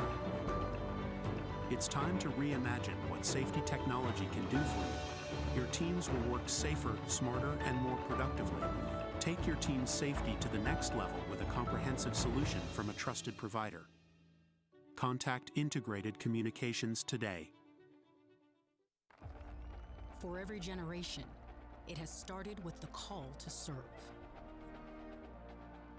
discovering purpose and belonging well earned, fighting and winning for our nation and its people. But Marines are never really finished serving. Their commitment is visible in communities across our country. This is Semper Fidelis, always faithful, always Marine. At Quality Tire and Service, we're your local family-owned service center. We don't just sell tires, we keep your vehicle running safely and efficiently. Our expert team specializes in large truck tires, heavy equipment balancing, and professional retreading, along with any level automobile servicing, ensuring maximum performance and longevity. With our state-of-the-art equipment and mobile truck servicing, we bring the best in the industry directly to you, minimizing downtime and keeping your operations running smoothly. And when the unexpected happens, our reliable wrecker service is ready to assist both cars and big rigs, getting you back on the road swiftly and safely. We also offer a wide selection of rims and tires, from the old school to the new cool. We have it all. Trust Quality Tire and Service for all your tire and service needs. Out of all the research my team and I have done, I have come to find out Quality Tire and Services happens to be the best. If you want to talk about something important, then let's talk tires.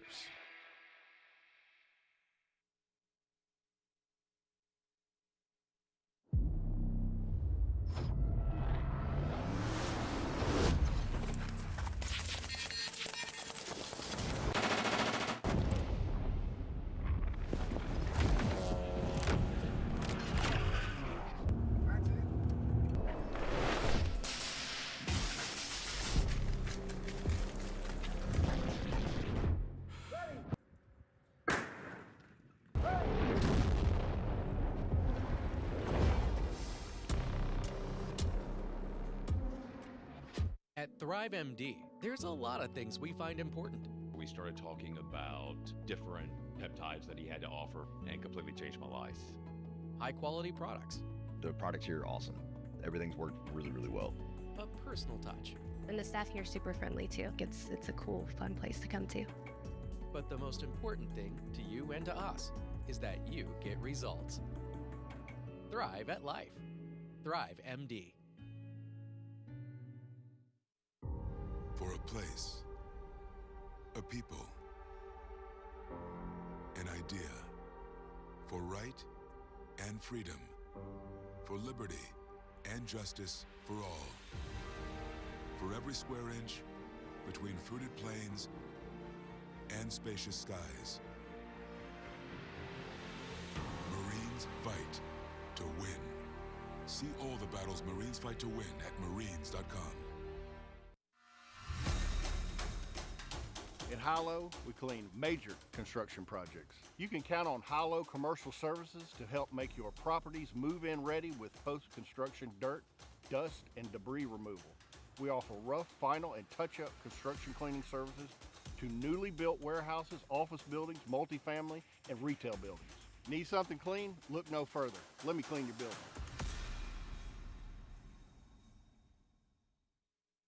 Integrated Communications is proud to be a Motorola Solutions ecosystem partner. With over 50 years of experience providing safety and security solutions for both public safety agencies and enterprises, Integrated is part of an elite network of Motorola Solutions service providers. Our services ensure your technology is always on and ready to help save lives or keep business moving. Our staff includes factory-trained service technicians and experienced sales consultants. We are headquartered in Memphis and have offices in Mississippi and Tennessee. Just like Motorola Solutions, Land Mobile Radio is at the heart of what we do. Every day, our team designs and maintains a safety ecosystem of voice, video, and data technologies built to seamlessly evolve and scale to help keep people safer everywhere.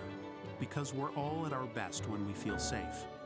With Motorola Solutions ecosystem, people can collaborate, information flows where it's needed, performance improves, lives are protected, and safety becomes more than momentary.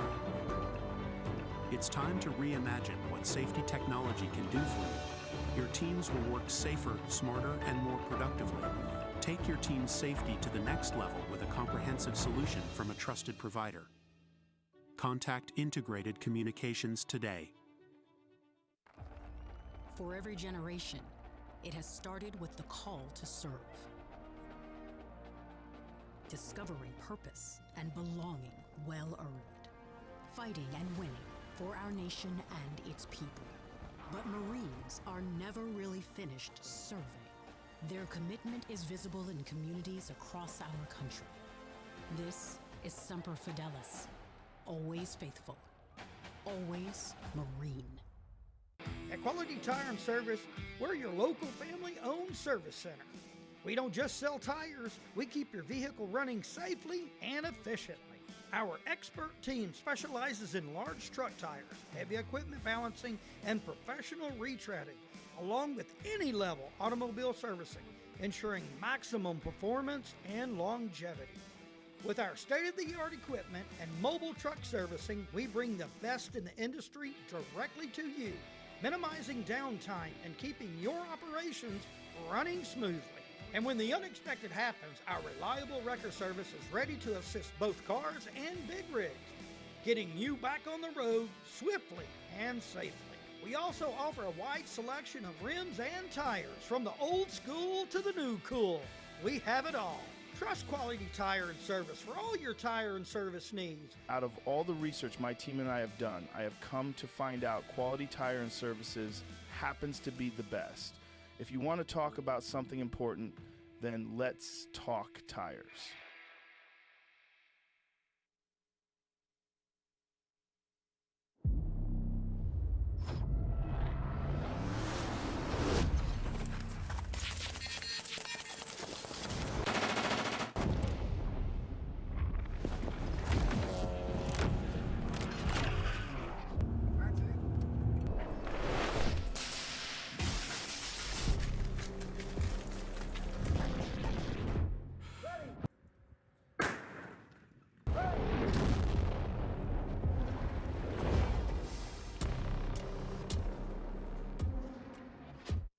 At Thrive MD, there's a lot of things we find important. We started talking about different peptides that he had to offer and completely changed my life. High quality products. The products here are awesome. Everything's worked really, really well. A personal touch. And the staff here are super friendly too. It's a cool, fun place to come to. But the most important thing to you and to us is that you get results. Thrive at life. Thrive MD. For a place, a people, an idea, for right and freedom, for liberty and justice for all, for every square inch between fruited plains and spacious skies. Marines fight to win. See all the battles Marines fight to win at marines.com. In Hilo, we clean major construction projects. You can count on Hilo Commercial Services to help make your properties move-in ready with post-construction dirt, dust, and debris removal. We offer rough, final, and touch-up construction cleaning services to newly built warehouses, office buildings, multifamily, and retail buildings. Need something clean? Look no further. Let me clean your building.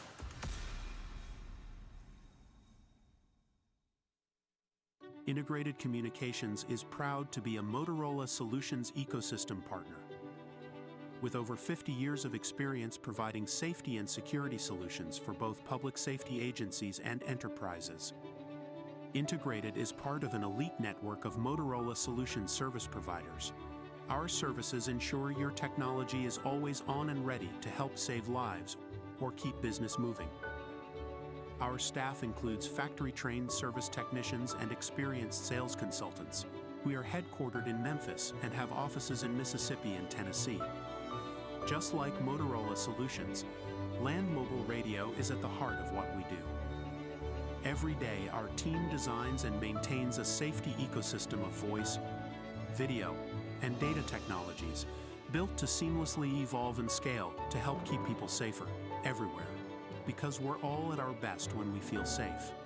With Motorola Solutions ecosystem, people can collaborate, Information flows where it's needed, performance improves, lives are protected, and safety becomes more than momentary. It's time to reimagine what safety technology can do for you. Your teams will work safer, smarter, and more productively. Take your team's safety to the next level with a comprehensive solution from a trusted provider. Contact Integrated Communications today. For every generation, it has started with the call to serve.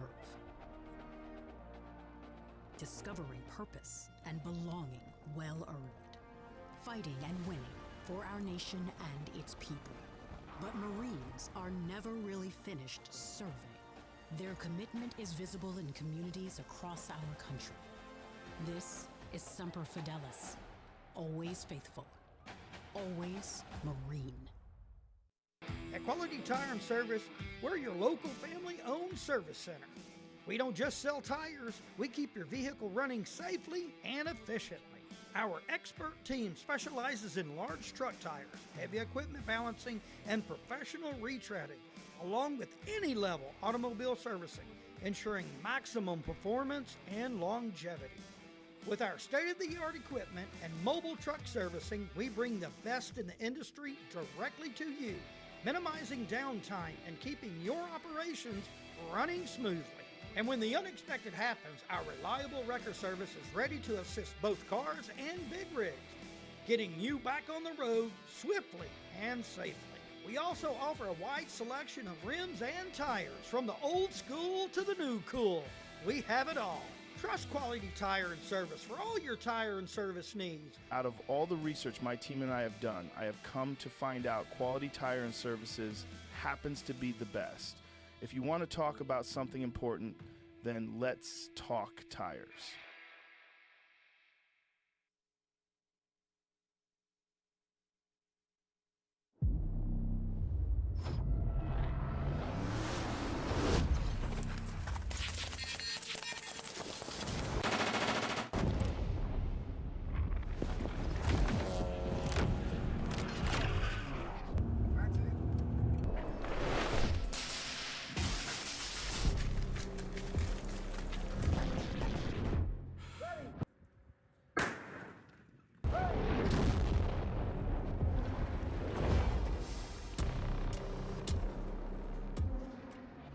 At Thrive MD, there's a lot of things we find important. We started talking about different peptides that he had to offer and completely changed my life. High quality products. The products here are awesome. Everything's worked really, really well. A personal touch. And the staff here are super friendly too. It's a cool, fun place to come to. But the most important thing to you and to us is that you get results. Thrive at life. Thrive MD. For a place, a people, an idea, for right and freedom, for liberty and justice for all. For every square inch between fruited plains and spacious skies.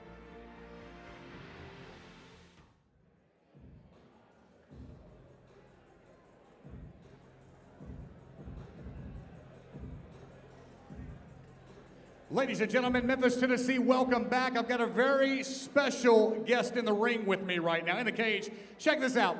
We just signed a deal to announce our next fight, Gold Strike Casino, coming June 20. Attitude MMA Fights 38 is going to be down there, and I'm here with one half of my main event, the 7-2, the Armadillo himself, Mr. Roland Pruden. You're taking on Jacob Hunter Diaz. Tell me, baby, how do you feel about getting back in the cage again?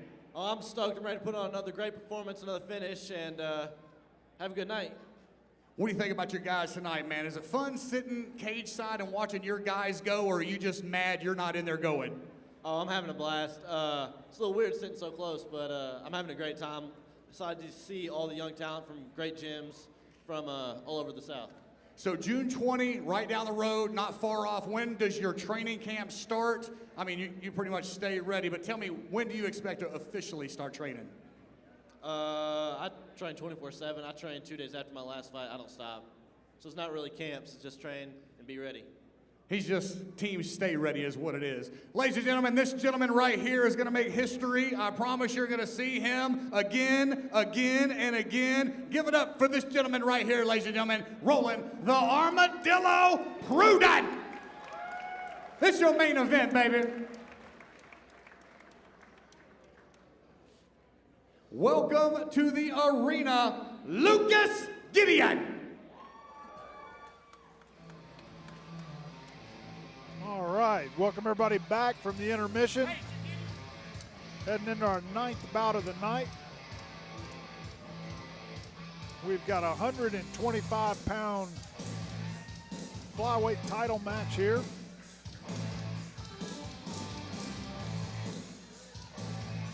Lucas Pookie Gideon. Like that name. Yeah, interesting nickname. Like another fighter out of Team Fusion, which we've seen tonight. Got a record of 4-3. Kind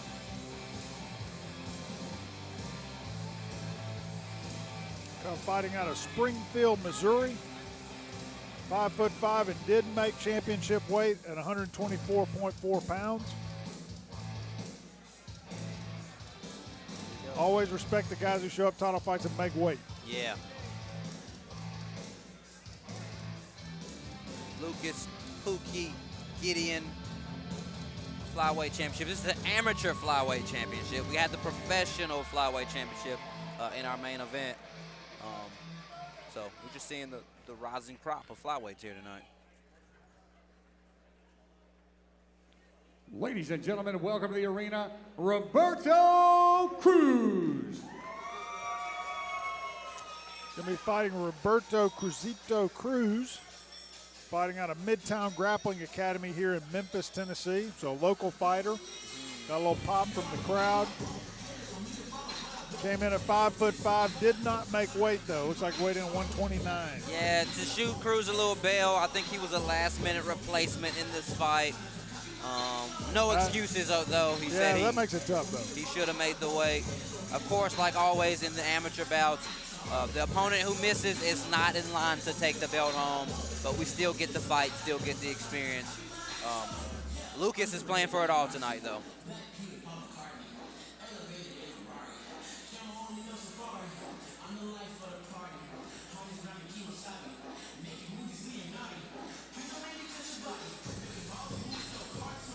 Roberto Cruz, 5'5". Again, like you said, from that Midtown Grappling Academy. Really, really tough camp. A lot of good grapplers, wrestlers over there. I know Professor Alex runs a tight ship, so Cruz is going to be ready.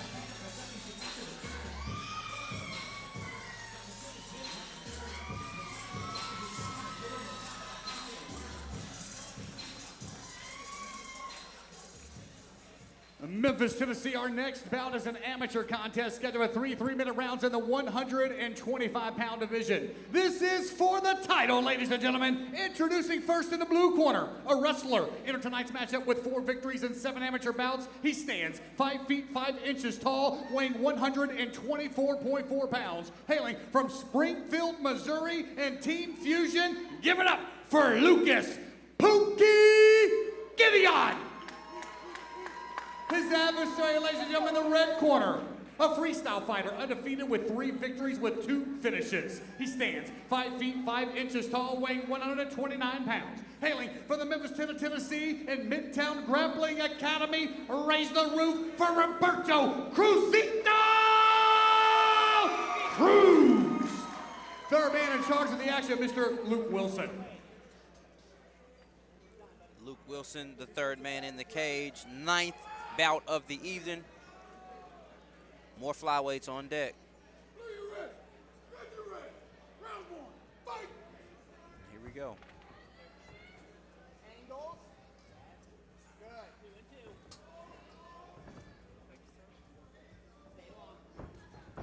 Both guys trade outside leg kicks.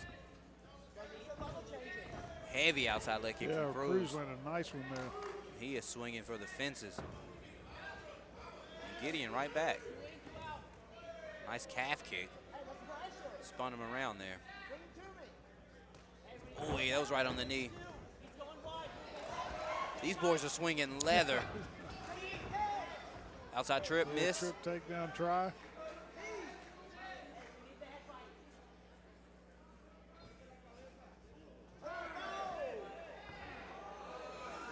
A little low blow. Yeah, went for an inside knee there on the thigh, but a little high.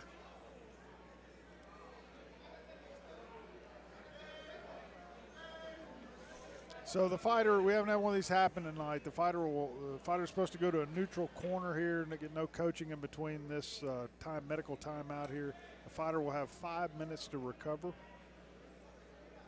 So the commission should have already started the clock. Yeah, referee just checked with them, make sure that they had started a clock for the 5 minutes. So always unfortunate when that happens, but you know it is a game of literally inches. Inches, yeah. So Things get a little muddy in the placement. clinch. Yeah, placement can be tough on those knees. Now, I actually saw a fight in the UFC last weekend that fighter got deducted 2 points in one round. Which I don't know that I've ever seen that happen. Yeah.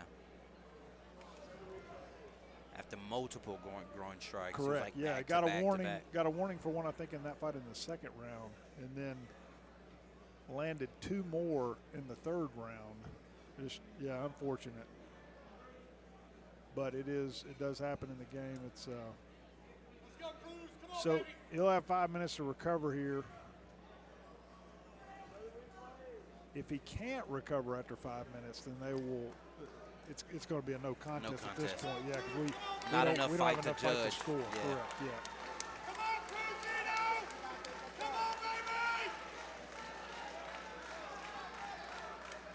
Yeah. Love the encouragement from the crowd, but if I'm Cruz, taking my time.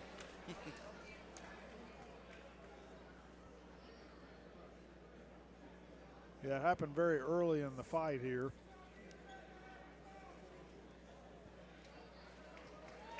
He's on his feet.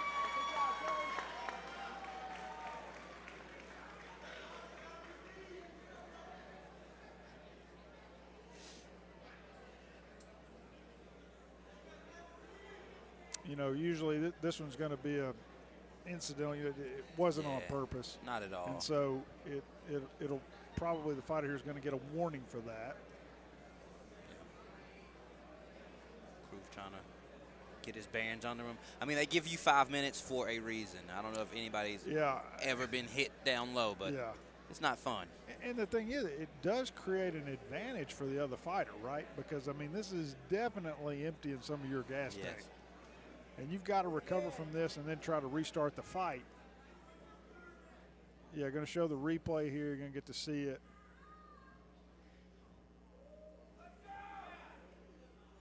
Referee kind of stepped in front of it there. We couldn't get a good angle on it. Kind of hard to see. But yeah, he looking for that inside thigh with the knee, but unfortunately took it a little bit too high.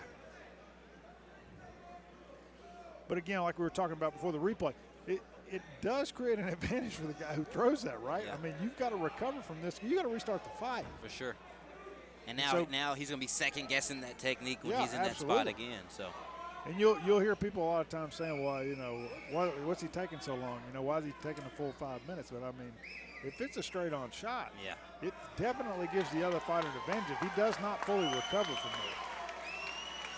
Here we go, trying to shake some stuff loose. Asking for time here. We don't have a running clock to be able to see that on our broadcast, but like I say, he's got 5 minutes here. Referee's keeping good track of that.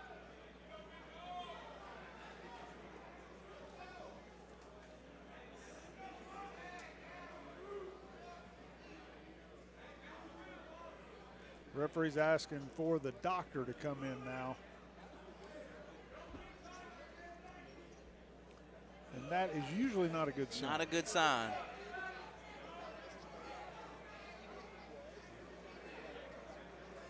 Dr. Wilma here coming in, getting some camera time. Long-time doctor here cage side for us here at Attitude MMA. Love Ms. Wilma. Also trains jiu-jitsu. Exactly. I believe he's a brown belt. Brown belt. Yeah, so. Very technical, very knowledgeable. Yeah, absolutely.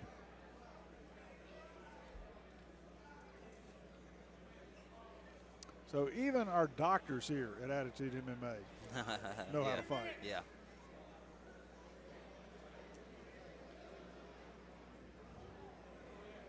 Checking the clock here again.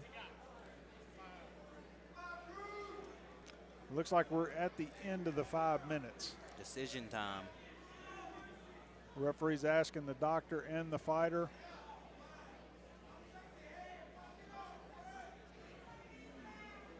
Looks like, yeah, we're gonna. The referee is waving it off.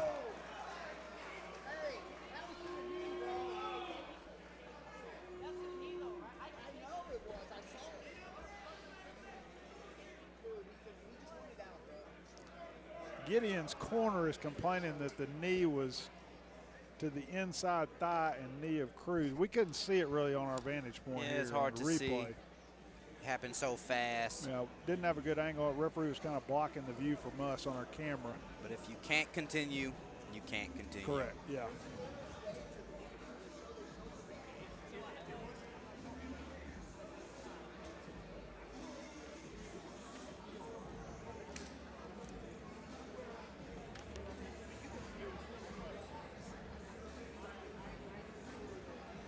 Yeah, you hate to see that, but it is part of the game, right, AJ? Yeah, part of the game. Yeah, just hate to see it. So this fight will be ruled a no contest because it did happen so early in the fight. If it happens later in the fight and we've got 2 rounds that they can actually score, they could go to a decision at that point. And if it were ruled to be a flagrant foul, he did it intentionally, that fighter could be disqualified for throwing the knee, and Cruz would be the winner. But I don't see any way in this situation where they would call that an intentional knee. Yeah.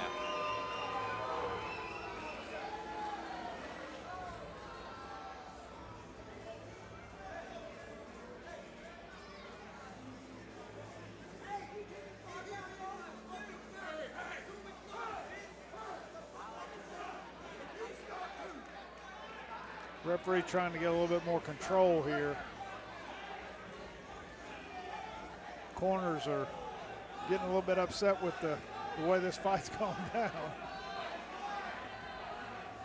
We're getting a little more action after Ladies the and fight. gentlemen, in the 46-second mark of the round,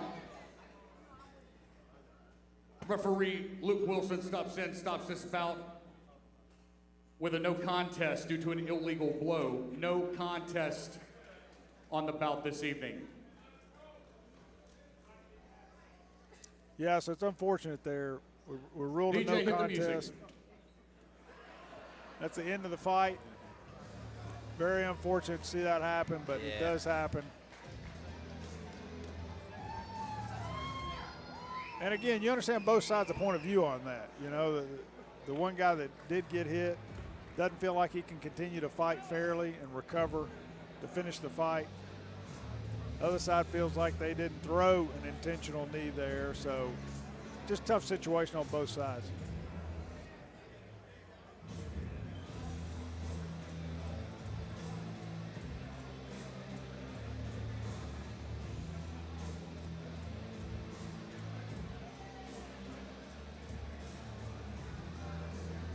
Yeah, unfortunate. Hate to see that, but it is. That does happen. Happens in this game. Both guys will be back. Yeah.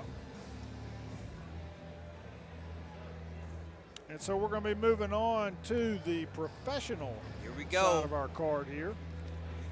And so now we will go to 5-minute rounds as opposed to the 3-minute rounds in the amateur. And we've got a 130-pound catchweight fight coming up here in bout number 10. We're looking forward to that. Yeah, going to be a good fight where the records stick with you forever. Yeah, We're on to the pros. Yes, we're on to the pros here. Will Caylor 1-1 versus Keion Lucas at 2-0. I know we've seen both these fighters in the past. So seen them at the amateur level and now at the pro level. So looking forward to this fight, the 130-pound catchweight fight. But man, these guys Again, we talk about tonight, we've got a lot of the smaller weight class, but these guys bring the heat. Yeah. We're going to turn it over to Jamie Grant to get this started right now. Memphis, Tennessee, welcome to the arena, Will Keiler.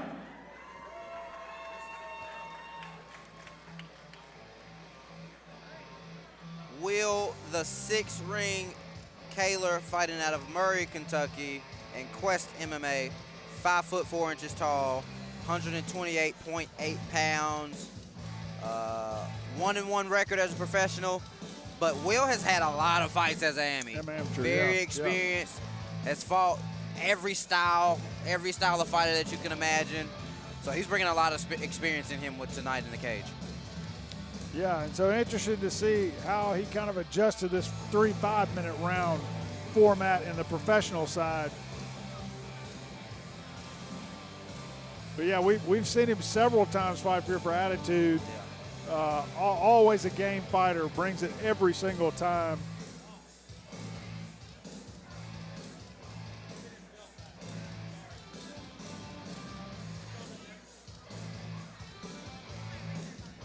Getting him all checked out before he comes into the cage here. Yeah.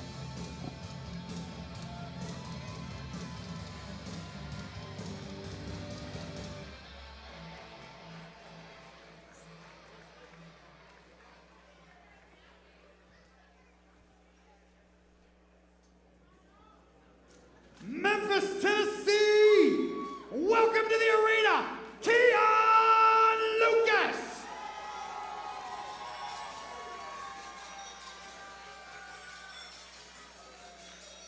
I'll get a little pop from the crowd here for Keion Lucas, a local guy. Fighting out of law school MMA here in Memphis, Tennessee.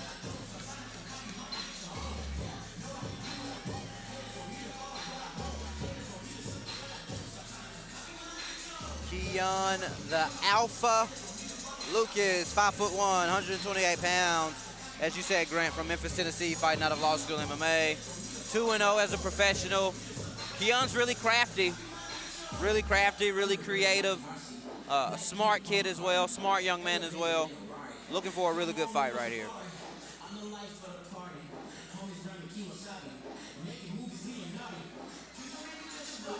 And the law school coaches got these outfits down, don't they? I mean, they come in looking fresh and ready every time.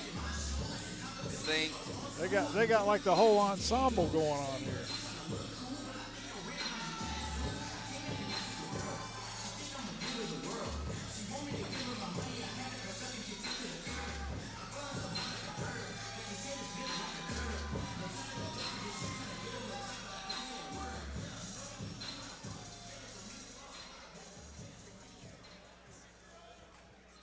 Ladies and gentlemen, our next bout this evening is a professional contest scheduled for 3 5-minute rounds and is a 130-pound catch weight.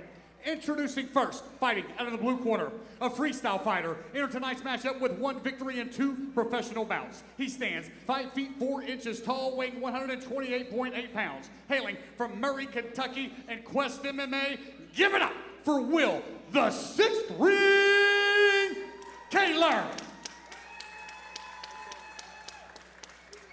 His adversary, ladies and gentlemen, in the red corner, a mixed martial artist, undefeated with 2 victories, 1 victory by knockout. He stands a towering 5 feet 1 inches tall, weighing 128.8 pounds, hailing from the Memphis 10 of Tennessee and Law School MMA. Give it up for Keion, the Alpha Lucas.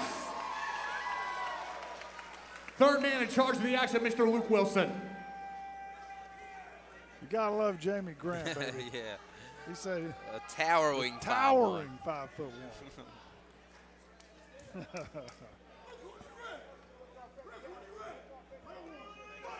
Here we go, professionals. A nice strike back from Lucas there. Keion is extremely bouncy. So fast. Quick hands, quick feet. Will Taylor finds looks the like clinch. He's not liking that. Going to try to turn this into a grappling match maybe here.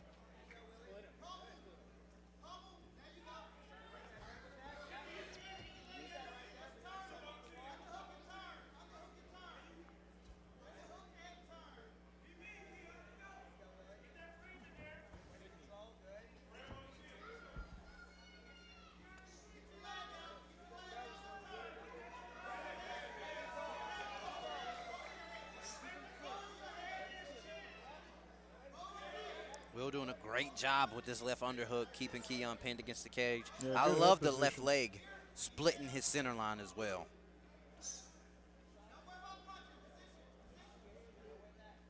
Yeah, doing a good job keeping head position, too, on a shorter fighter. Yeah. Sometimes can be tough to do in the clinch.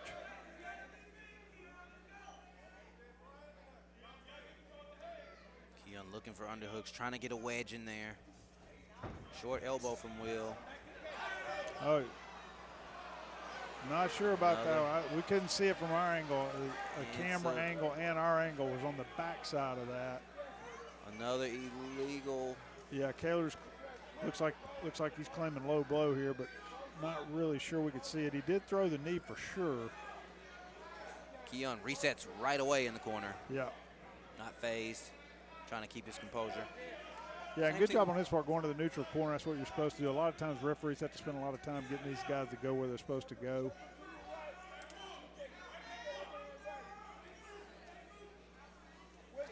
Will Looks like right he's back gonna up. recover. Will's ready to That's go. a positive note. Referee's warning Lucas here to be careful of those knees. Watch where they land, giving him a warning. Keion goes up high with that left leg.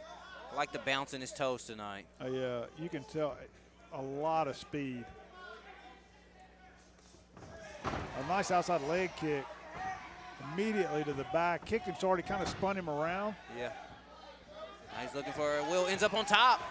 And Nice Keion job in the reverses scramble. it.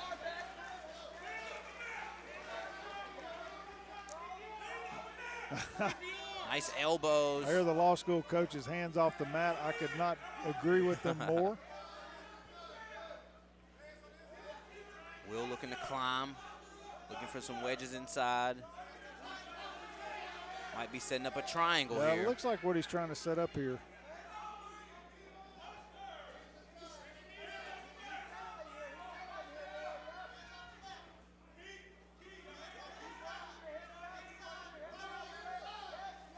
Both guys, Keion trying to cut angles.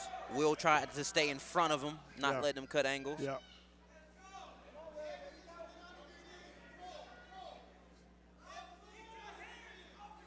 Again, if a guy's going to put his hands on the mat like that, you got to make him pay for it from your guard.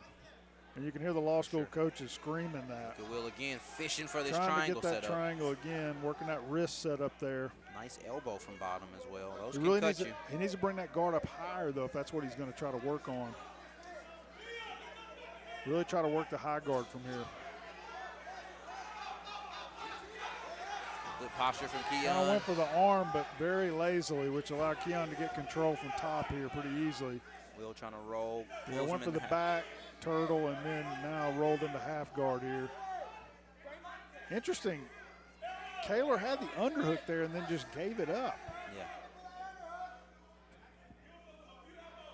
Keion kneeing with this outside leg here. Trying to jump to that mount. You don't want to do that. It's going to allow him to re-guard. Those hips got to stay low.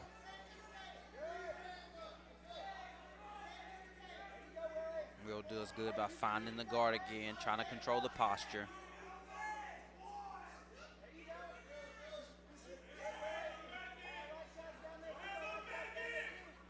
Getting his feet to the cage, trying to find some base.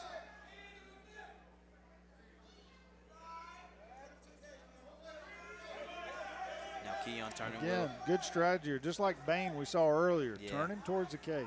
Turn his head towards the cage.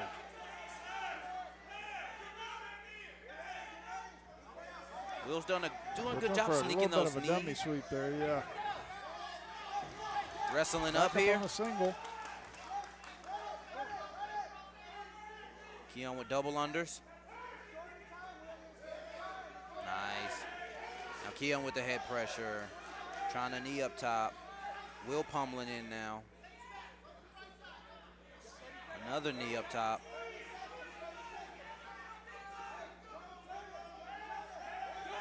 Those guys jockeying for position against the cage.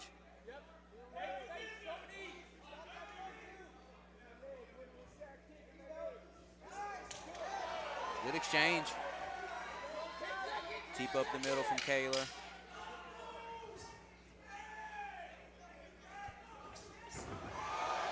Knockdown. Yeah. It looked like more of a slip, but he did hit him. He did kind of shove him, hold it, almost fending him off with the hand. Yeah. Slipped and fell. A framing jab, like Yeah. a little punch frame jab. Yeah. Good round one. Yeah. I would say Lucas definitely pulled that one out. Definitely controlled the exchanges. Did great on the scrambles there, coming out on top. It was interesting, the little bit of striking that we saw on the feet there, and Caylor kind of immediately wanted to get into that grappling match. Keion was showing some nice speed. It's kind of hard to slow those kind of guys down, so you got to get your hands on them. And the leg kicks were so strong, they were actually spinning them around, you know.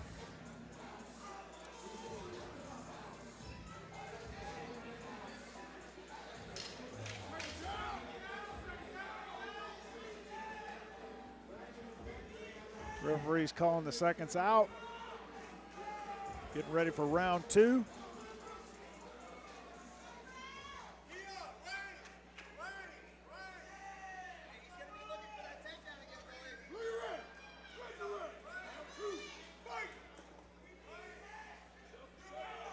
Both guys bounce to the center. Nice left hook from Keion. Good feints. There's just nowhere to be found when Will pushes forward.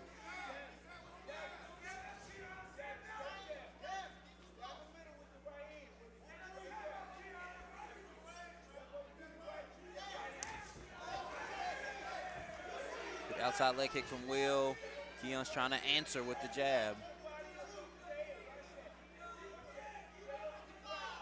Keion commanding the center.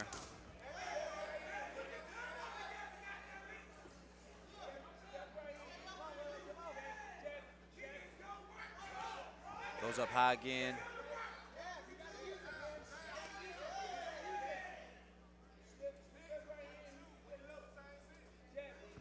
Will's trying to find a way in here without getting clipped with something. Keion switches stances. Nothing going for that leg kick for Will. Now Keion playing the outside range. Outside leg kick.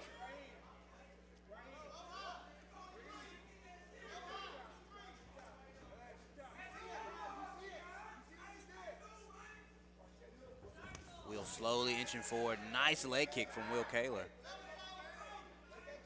Will slowly, nice check hook.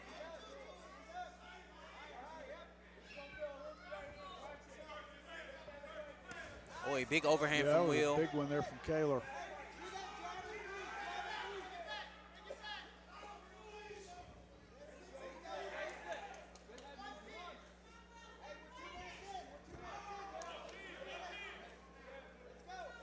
Nice technical fight we got here, Grant. That's what I was going to say. This fight has really slowed the pace down a lot, become a lot more technical all of a sudden.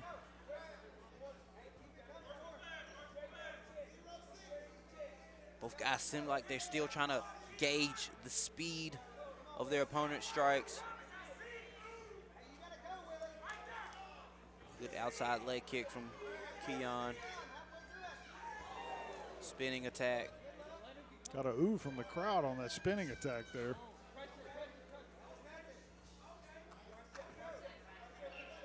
Every time it looks like Kaylor's getting ready to move forward for a big action, Keion just stops him in his tracks. Yeah, you know, almost looking at it, this is a tale of two rounds, but it looks like in this round, Kaylor's being a lot more careful. Maybe that speed has him a little bit more tentative to try to get in there and get in the pocket. Nice jab from Keion. Brings the hook up top. Poised, calm, not in a hurry at all. Ooh.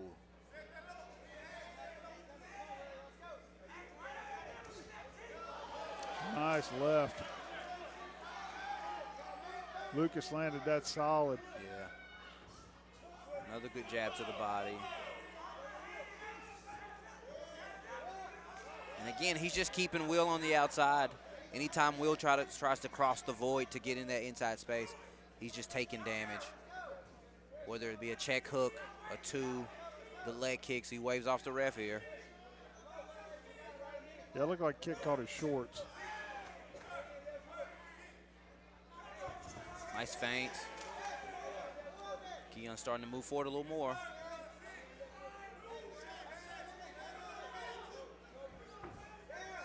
Nice right hand from Will. Looking like a little switch hook. Boy. Another good jab to the body from Keion.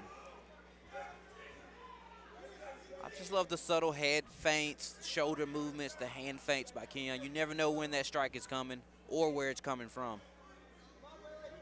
Again, all this movement's kind of keeping Will tentative at bay on the outside. Yeah, I believe that's correct. Yeah, that is a proper analysis of what is going on here. Here we go. Finally able to get into a little bit of the clinch. Keion, good job just throwing that off.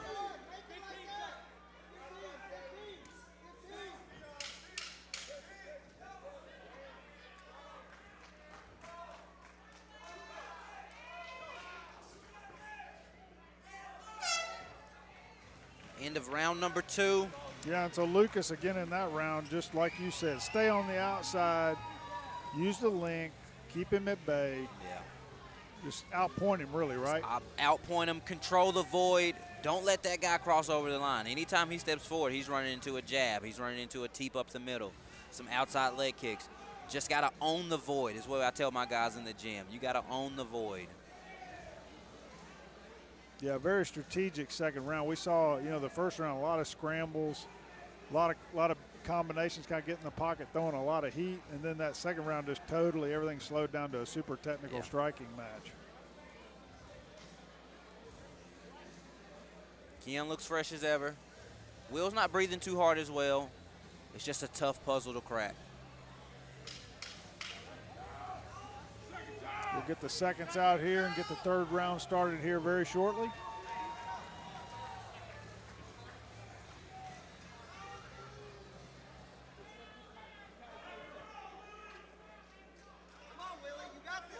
Third and final round in our first professional bout of the evening.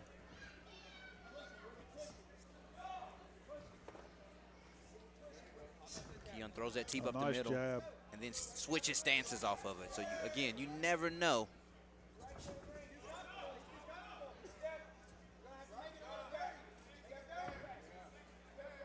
Will trying to get some rhythm in his feet here. Nice 1-2 from Keion. Keeping the bounce. Just giving Will a lot of information to think about. Yeah, and Keion looks like he's really building his confidence here going in the third round. He's starting to showboat a little bit more. Like you said, he's got a lot of pep in his step here, even in the third round. Nice overhand. Another trip with the overhand, yep.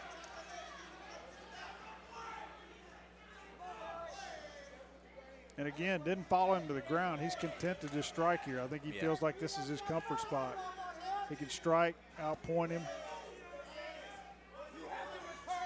Beautiful striking from Keion tonight.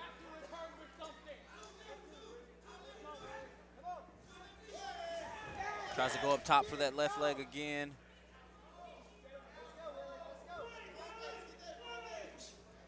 Nice jab. And again, Will is staying in the pocket, just not showing much offense. It's kind of hard when you have a fast guy in front of you like Keion Lucas. Barely missed with that head kick.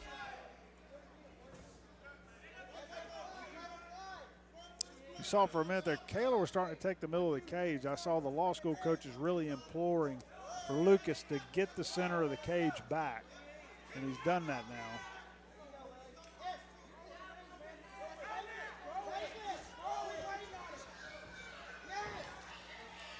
Nice level change Nice there. level change. Good job of Lucas, though, to kind of defend it, shuck him off.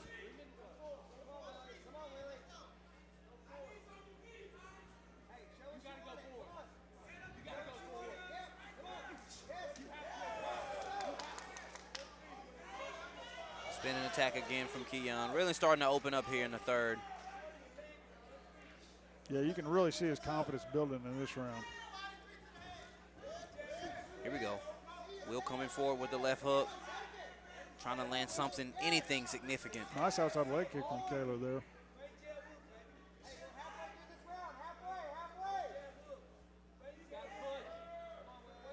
Halfway through the third, Will's corner is imploring him to move forward. Here we go in the clinch.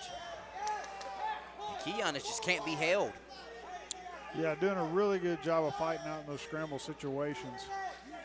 And you could tell he feels really comfortable in this striking exchange, so he doesn't want this to turn into a grappling match.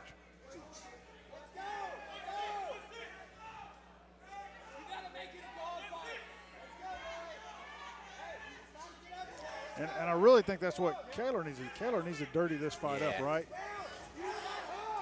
Try to muddy it up as much as possible. He has a chance here, pushing Keion against the cage. Yeah, good job here. Because if he allows Lucas to keep just pointing him from the outside like that, he doesn't really stand a chance here. He needs to dirty this thing up, really muddy the water. Keion doing a great job. Got double unders. Will has to break through and get some damage right here.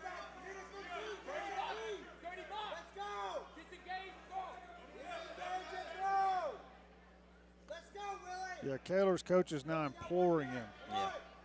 Really looking for him to get something done here, get some damage done here late in this round.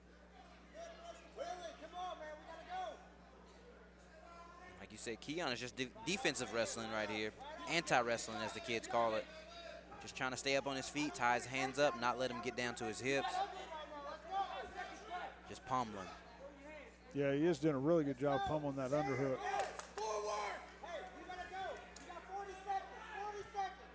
Coming up to the closing moments of this round.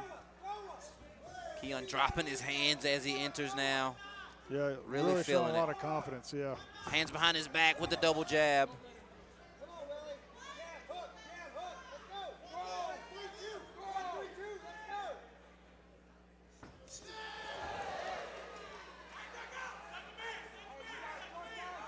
Double unders again for Keion. Will pushes up against the cage.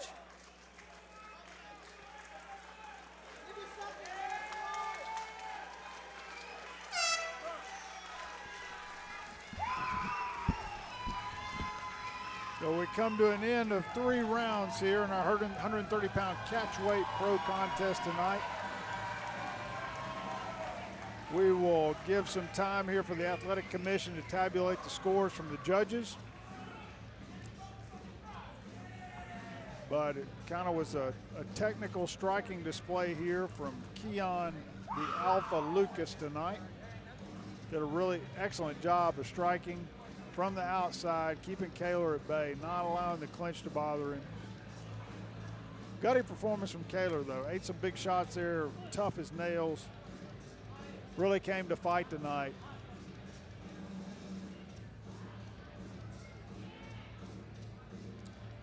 We will wait here momentarily to get the scorecards to our ring announcer, Jamie Grant,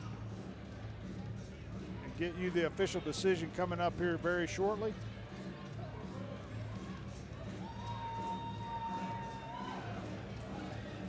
Hope you all are enjoying Attitude MMA 37. Coming to you live on Attitude MMA TV and from the Coronet here in Memphis, Tennessee.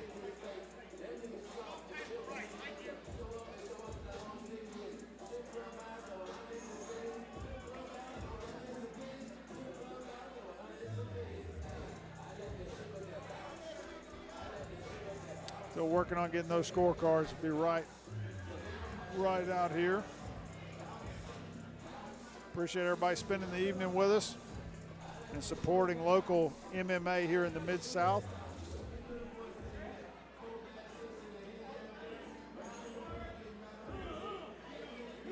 Looks like Jamie 2G's Grant's got those scorecards now. We'll go up to him for the official decision now.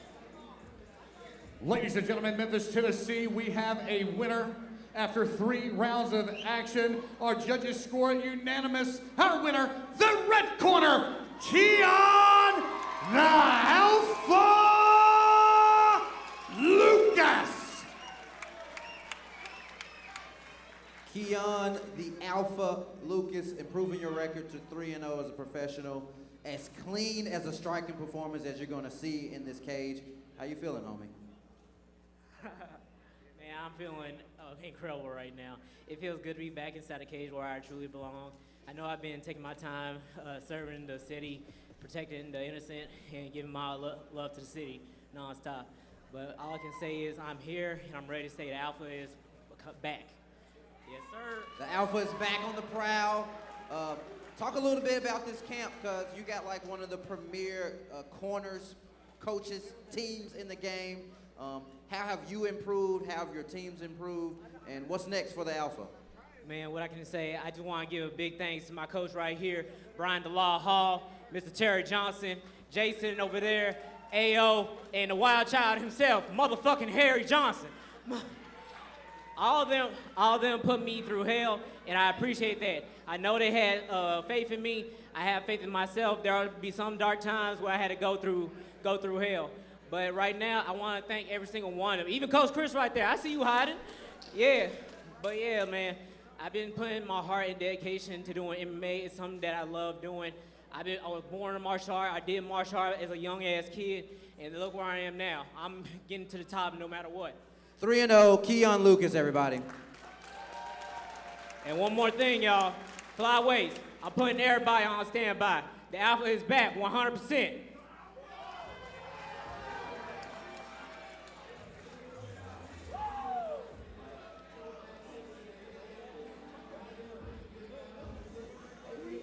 So congratulations to Keion, the Alpha Lucas,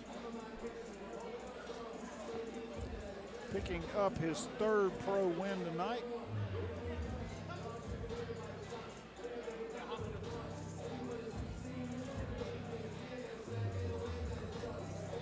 Very technical fight.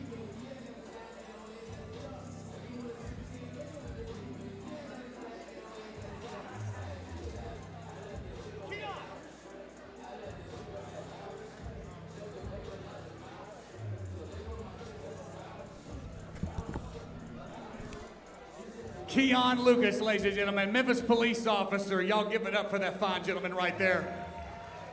6 feet and 3 inches of personality, ego, and one of the nicest guys you'll ever meet right there. Keion Lucas, ladies and gentlemen.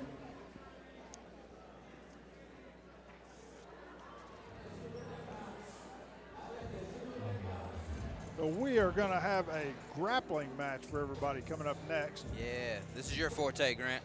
Maybe. Used to be when I was younger. Yeah, so we're going to have a grappling match here, guys. It'll be a 10-minute, 10-minute round.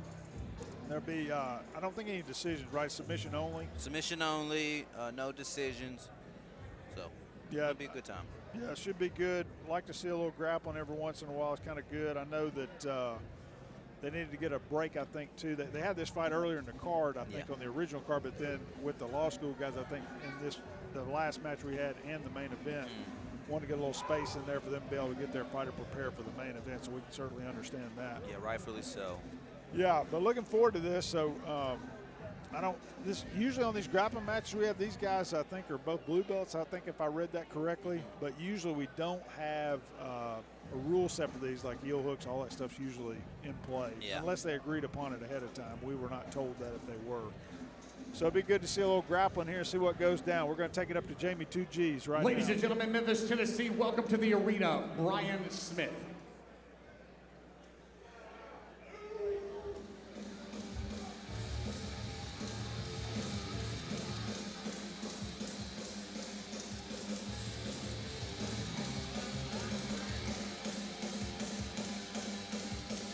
Mr. Brian Smith coming out.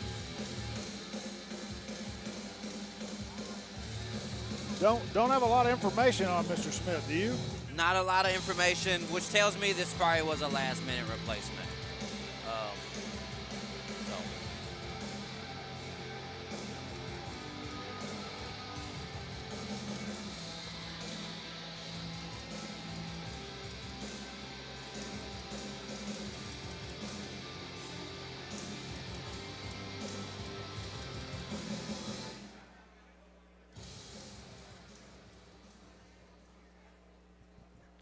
Memphis, Tennessee, welcome to the arena, Makaio Porcelain.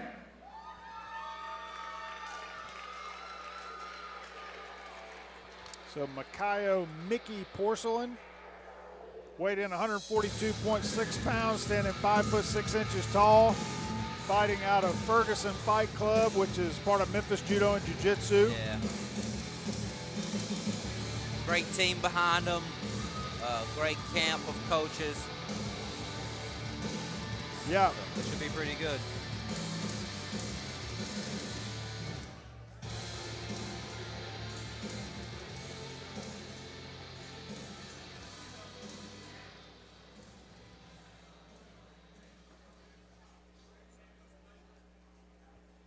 Ladies and gentlemen, our next bout this evening is a submission-only snap, napping, or tapping grappling match scheduled for one 10-minute round. Introducing first in the blue corner, his name is Brian Smith. Ladies and gentlemen, raise the roof and make some noise.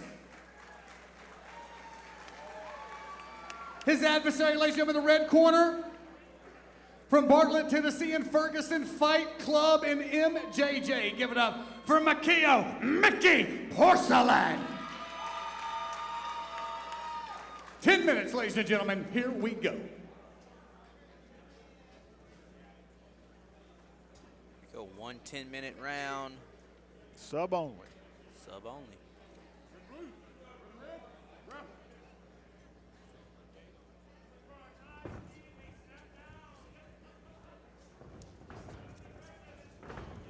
And Mickey. Nice attempt at an outside trip there from Smith. Yeah. Mickey low in his stance right away, heavy with the feints, clubbing a little bit. Shooting on the single, nice sprawl. Good single leg attempt, nice and fast.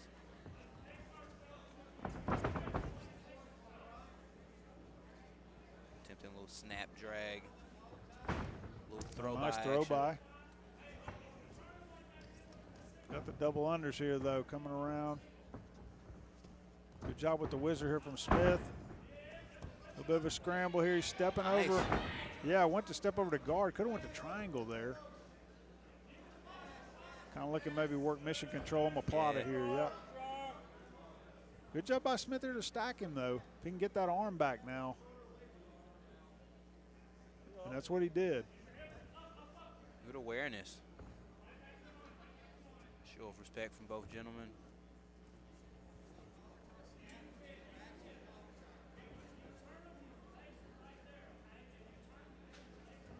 Another throw by attempt.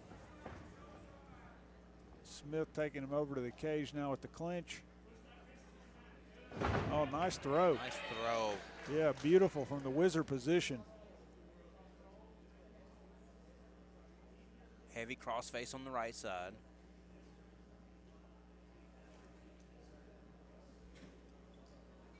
Underhook on the left, trying to work a little head and arm.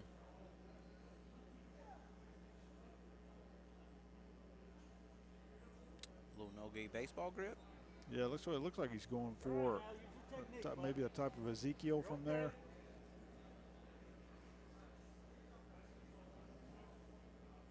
Got to be careful, though, when you get those arms both underneath. Good job. He likes to roll to this belly down arm bar, but he's got to make sure he locks that thing up before he rolls.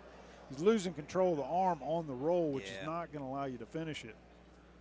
Interesting little position here. Not a choke from here, though. He'd need the legs to be reversed here, really. Yeah, definitely could use it as a sweep.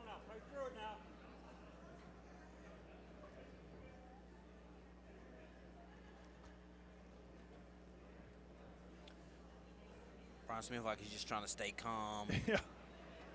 Slowly. Interesting position, but it's really more of a stall position from here. Be surprised if he could get any kind of finish. Could work that far side arm, though, from there, though. Possibly work the Kimura. I'm going to try to sit up with it more. He's starting to gain a little bit of height now.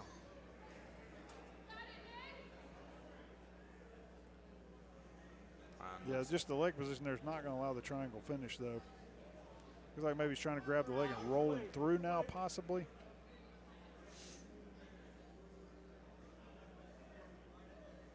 I'm with you. I might start attacking that arm if I could. Yeah, that's what you need to do here. The choke is not going to happen.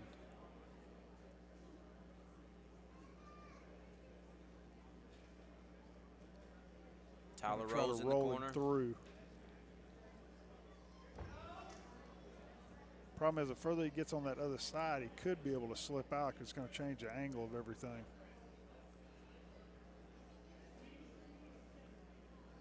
As you can see, super uncomfortable there, though. It's not a fun place to be. And now he's trying to hip up, maybe get him over to his back to turn this into a top position. And he might get the tip. He got it. Now he's on top. Yeah, and that's what they're telling him to attack the arm now because they know the choke's not there. Yeah, they're wanting him to try to attack the arm. Problem is he's got that arm trapped in there from the triangle position. He's giving thumbs up. Oh, he's tapping from there. Wow. That's a great squeeze from there with that position.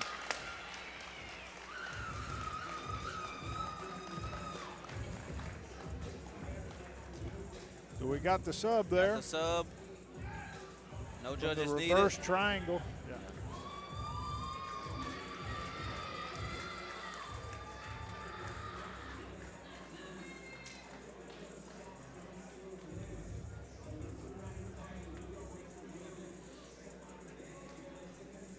Main event time. Yep, got it coming up here.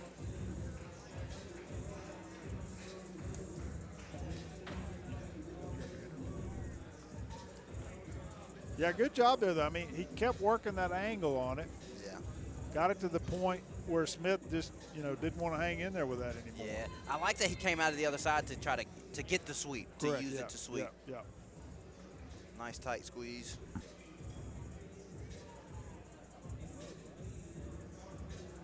Ladies and gentlemen, Memphis, Tennessee, at the 4-minute, 30-second mark of the round, we have a winner by submission, inverted triangle. The red corner, Makaio Mickey Porcelain.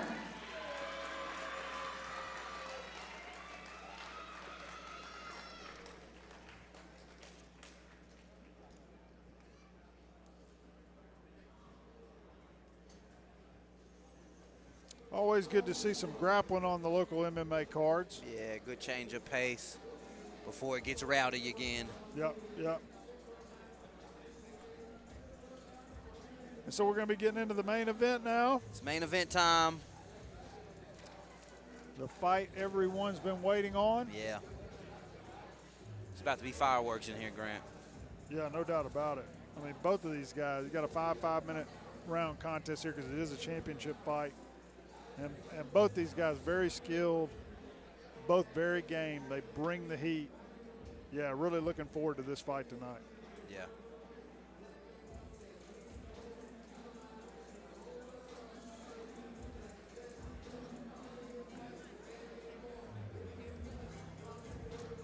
We'll send it up to our ring announcer, Jamie 2Gs.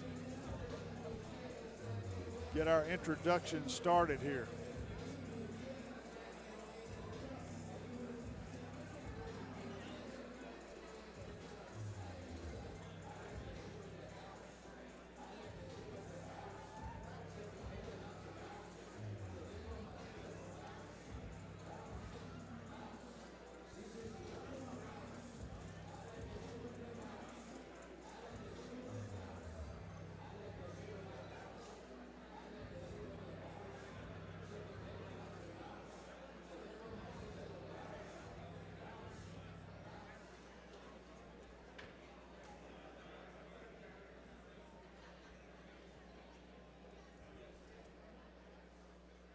Ladies and gentlemen, Memphis, Tennessee, it is time for your main event this evening.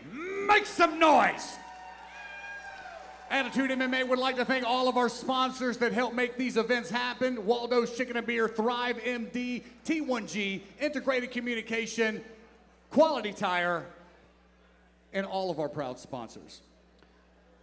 Ladies and gentlemen, welcome to the arena at this time, Scott Calvert.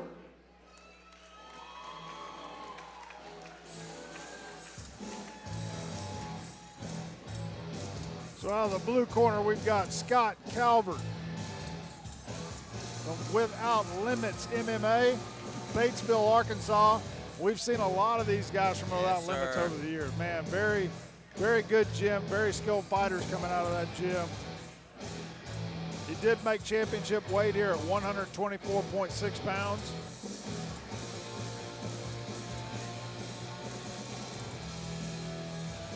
Scott Hollywood Calvert.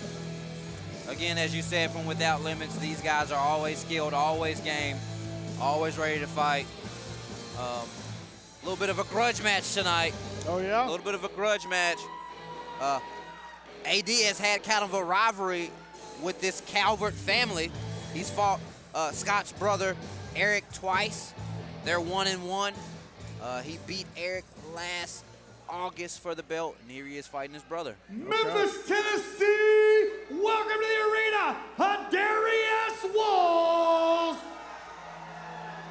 Man, you know what, Darius going to be a hometown Memphis, Tennessee fighter out of law school MMA. Going to obviously have the crowd behind him. And listen, that's what we got you here, AJ, the young mind to keep an old guy like me straight, right? You give me all the records, give me everything. I can't keep up with all this stuff, man. It's a fun sport. Darius, the humble assassin Walls. He is a hometown kid, but he is not a hard guy to root for. I love his energy. I love how he supports his teammates. I love his moxie and his drive to fight. He is in here not just to win, but he wants to put on a show tonight. Yeah, and he always does. As you can see here, even with the intro. What is that? I'm not sure. That's some kind of Tron mask. What is that? Next level. Very interesting. Next level. 5'7", 125 pounds, 2-1 victory. As we said before, he's fought Scott's brother back in August. It was the second time that those guys meet. AD got it done in a dominant, unanimous decision. Scott sees something in that fight, though, that he thinks he can take advantage of here tonight and get the strap back home to Batesville.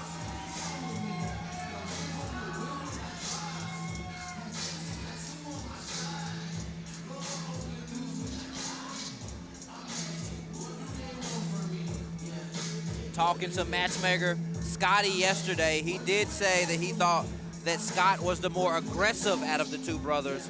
They thought he would push the pace on AD a little bit. So we're in for some fireworks here in this last fight.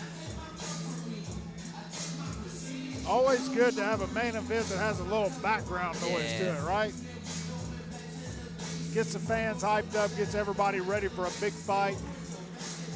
And you can tell it's gotten really loud in here. Yeah.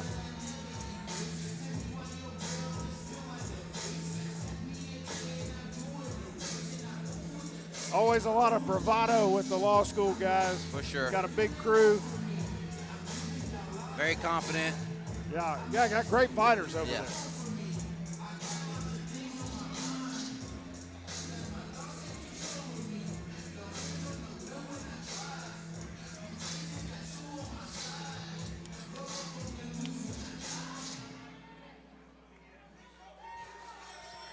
Here we go.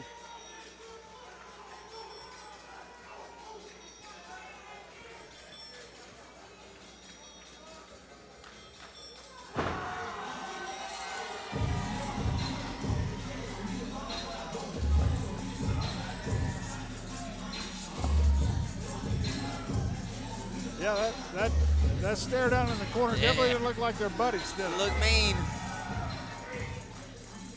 These boys are playing for keeps tonight.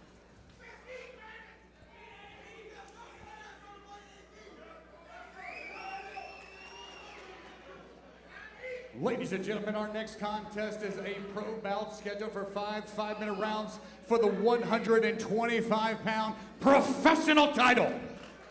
Introducing first, fighting out of the blue corner, a mixed martial artist entering tonight's matchup undefeated with one victory by knockout. He stands 5 feet 7 inches tall, weighing 124.6 pounds, hailing from Batesville, Arkansas, and Without Limits. Give it up for Scott Hollywood Calvert! pop. His adversary, ladies and gentlemen, the red corner, a freestyle fighter. 2 victories, 3 bouts. He stands 5 feet 7 inches tall, weighing 125.4 pounds, hailing from the Memphis 10 of Tennessee and Law School MMA. Give it up for Adarius, the humble assassin. Whoa! Third man in charge of the action. Man. Bring him in for instruction, Mr. Luke Wilson. You've been given your instructions. I expect a clean fight. Protect yourself at all times. Obey my commands at all times. If you want to touch gloves, do so now. Return your corners. No glove touch. No glove touch. Memphis, Tennessee. No glove touch. Make some noise. Let's get it on. Main event time here in Memphis, Tennessee. Attitude MMA 37. Ardarius Walls versus Scott Hollywood Calvert for the strap. Pro 125 title here. Both guys take the center right away.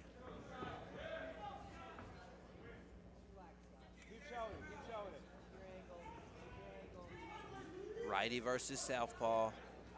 A lot of feints in the opening frame. It's funny how with all the bravado and all the talk, all the hype, but then when you get into the fight, these guys are technical fighters. Yeah. They're not wanting to give the other guy the upper hand early.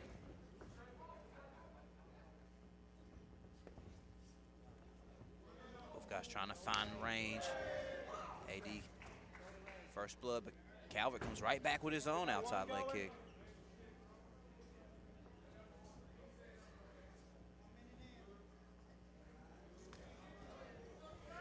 Trading calf kicks here. It's gotten really quiet in the building right now. Feeling out process. The crowd's kind of on the edge of their seat. Yeah.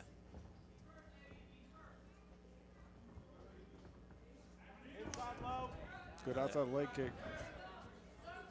Trying to box him in here against the inside. fence. AD level changes. Pushes Scott against the hands cage. clapped. Big takedown from AD Walls.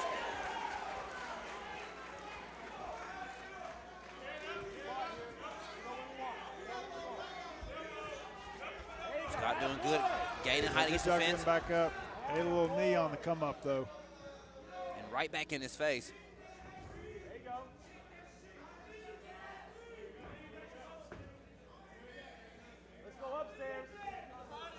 Stand switch from AD. Cutting angles. Again, he level changes. Pushes Scott against the fence.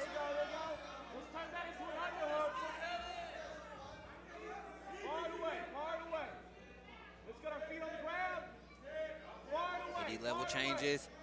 Got those hands clasped. Another big mat return, it looks like. Big takedown against the cage for AD.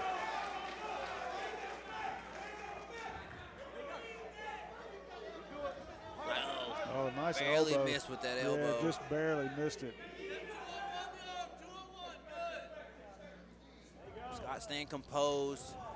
Good job of cage walking there, coming up on his shoulder. And again with the forward pressure, just right in his face. But those are big takedowns that are scoring in the judge's mind. Now he's trying to go up jab.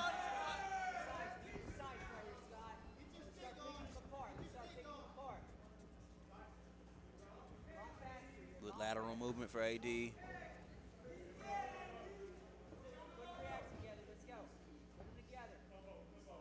jab, feinting.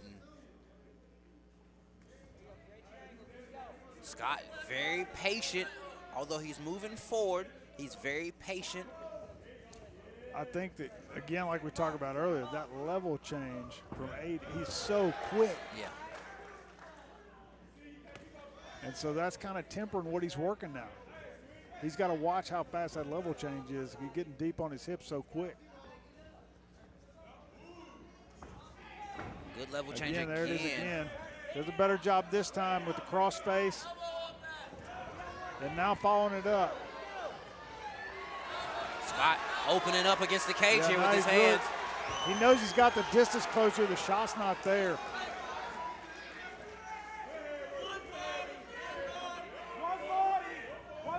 Now AD Good trying to outside find his leg kick. range.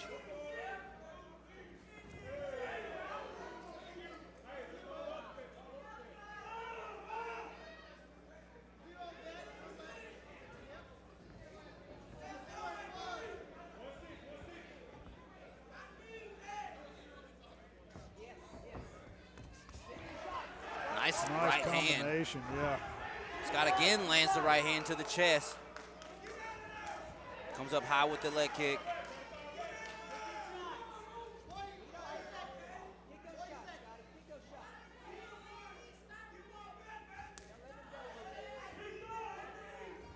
Scott skipping in, looking for a big right hand.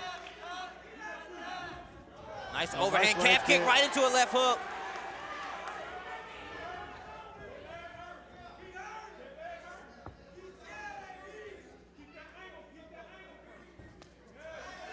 Looking like Scott maybe wants to spin.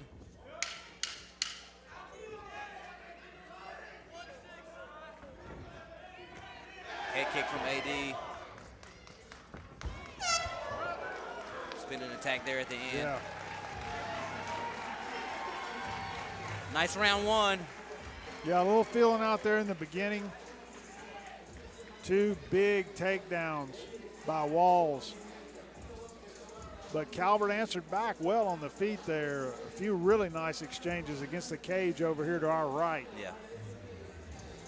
Calvert's doing a great job staying in AD's face, eating up the range, making him fight off the back foot. Even if you're landing fighting off the back foot, moving backwards takes a lot of energy. Yeah, and he's stopping that quick shot that AD's got there. If he's moving backwards, he can't change levels as quickly and get that shot in as fast. That's exactly right. But, man, the speed of those shots, wow. I mean, he is in there quick, hands clasped, big, heavy takedowns. AD. Getting ready for round 2 to get started here. Getting the crowd hype. Scott looking focused. Not breathing heavy at all. Number 2 of 5 here.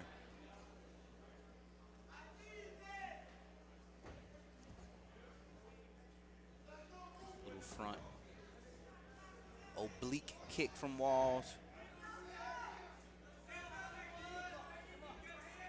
Both guys pulling body kicks here, just trying to find the range. Scott on the front foot again.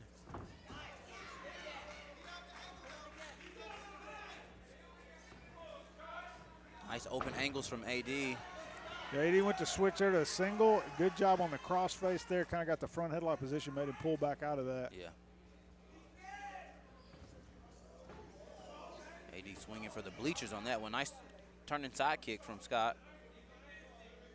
He's starting to open up his hips a little more for this karate type style where he can dart in and do exactly this. Yeah. He wants to push AD up against the cage and let those straight shots go.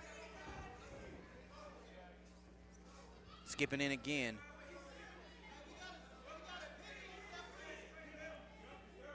Yeah, you're right. It's almost like a Lyoto Machida style, right? AD's finding success with that front calf kick. Almost turning Scott around every time he lands it. Nice up jab. Scott skipping in again. Good left hand from AD. Those calf kicks are landing.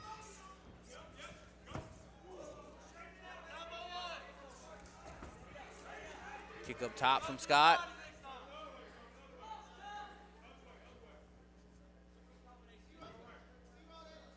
Scott back to the bounce. He's starting to sit down a little more, though, more of a boxer stance whenever AD is pushing forward. Nice switch stance from AD right there.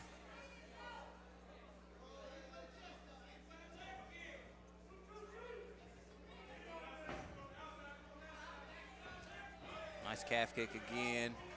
Scott trying to find the range. Good check. Yeah, I was going to say that was a great check by Calvert there.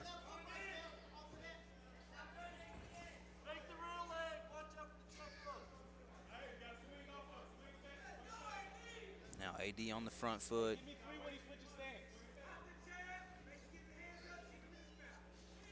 Nice jab. Nothing going.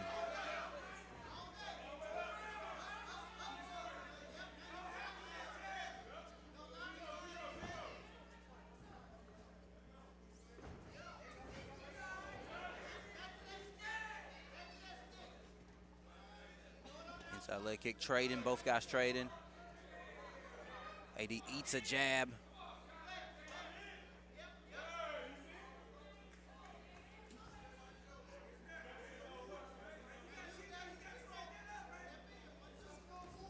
Scott trying to get a big overhand here. Pushing forward, still trying to find his range.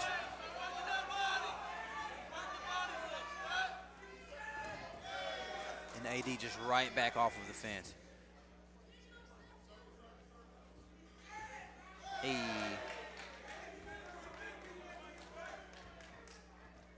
Nice left hand from AD. Oh yeah, good takedown. With the sweep. Is he gonna follow? Scott inviting him to come down here. He eats a right hand as he comes up. A big overhand right from AD. There. Scott wears it well, and now he's back on the forward pressure. These guys chirping at each other a little bit. Scott looking for the big right hand.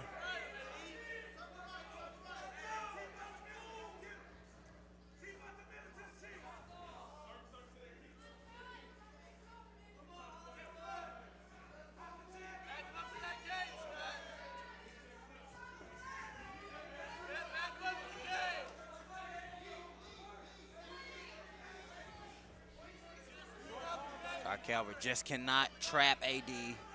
He's skipping in well, but AD's doing a great job with lateral move. Nice body shot with the overhand.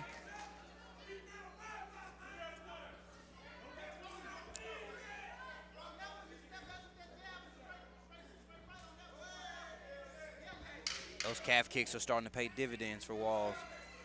Good right hand from Scott. A shot there after the bell. A little bit after the bell. So we're through 2 rounds here in our main event tonight. Attitude MMA 37. 2 rounds down. AD starting to gain a little momentum, but Scott Calvert is game. He's staying in there. He's staying in there. Yeah, impressive though. You know, just a lot of technical striking there, right, AJ? Yeah, a lot of technical striking. Good back and forth. Good speed shown from both individuals.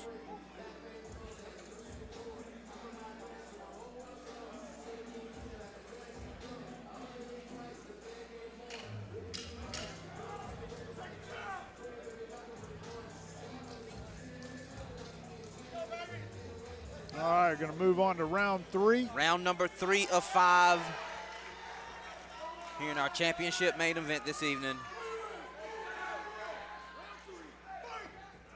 AD takes the center right away.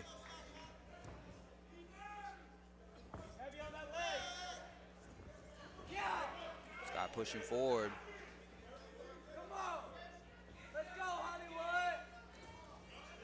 Just barely missed with that push kick.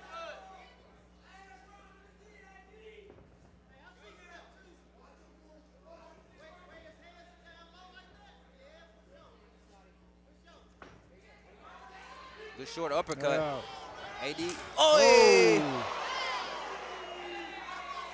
Hit him with a straight right, knocked his mouthpiece out.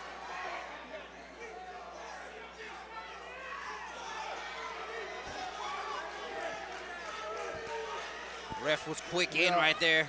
Yeah, Walls was not happy with that stoppage, let him get his mouthpiece back. Referee actually threatened him with a 1-point deduction there if he didn't stop talking. Both boys, they're chirping now. Yeah, getting a little They're chippy. chirping.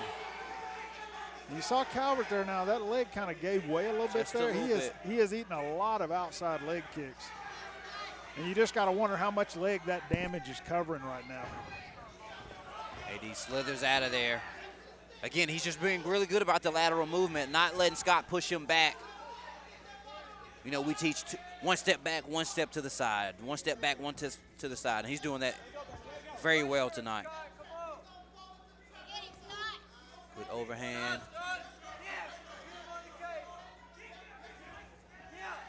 Scott presses forward with his jab. Just cannot seem to trap AD. to land anything significant. He's definitely in there, though.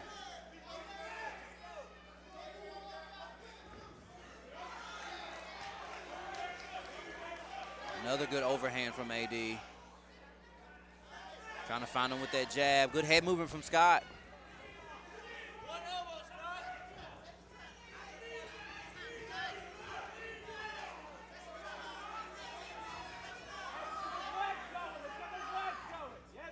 Outside leg kick from Calvert, another one.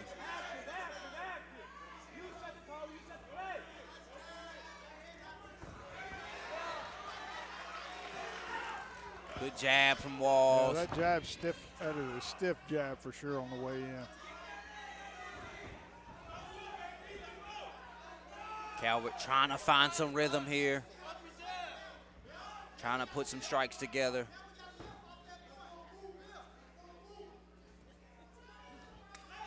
Spinning attack from Walls.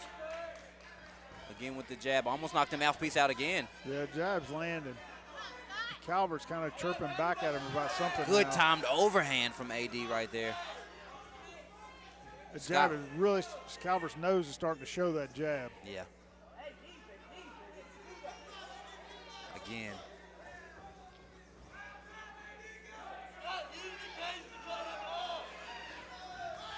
Jab outside leg kick. Jab, again, landing solid.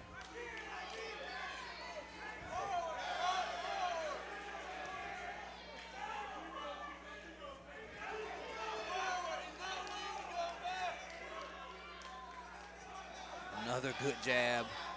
Piston-like.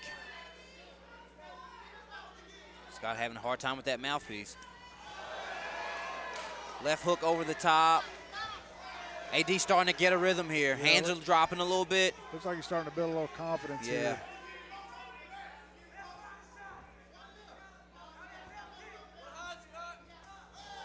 You can really see Calvert's taking a lot of damage in this round with that jab. It's really starting to show. Yeah.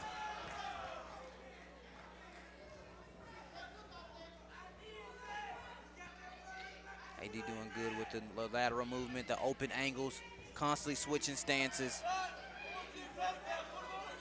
He's just not trappable tonight. Calvert still pushing forward, though. AD, good level change. Barely missed with that overhand right. Good left hand from Walls.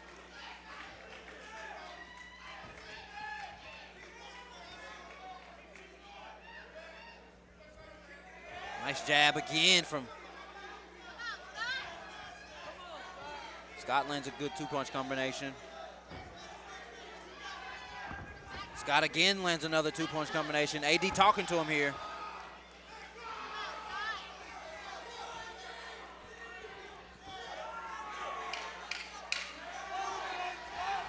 Spin and miss.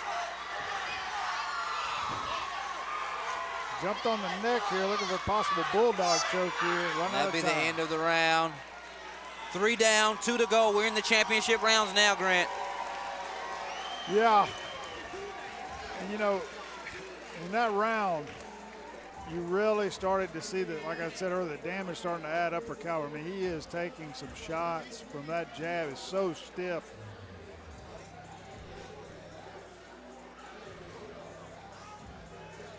AD starting to gain a little rhythm, starting to gain a little confidence.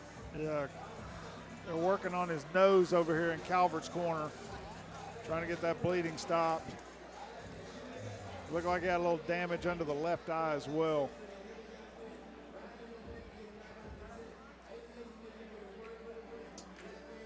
Yeah, we're getting into the championship rounds now. Championship rounds.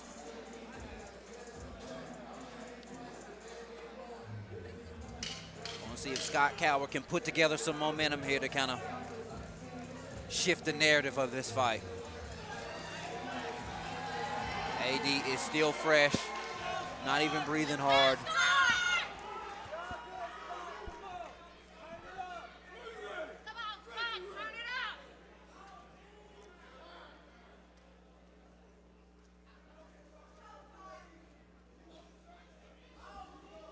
Got a little excess moisture in the cage. Referee's going to take care of that real quick with a towel. before. AD to the center right away on the feints.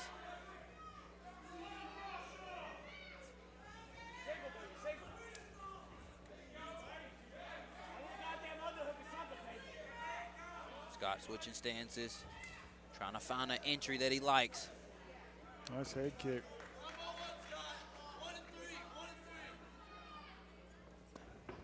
Finds one. AD waves off the ref.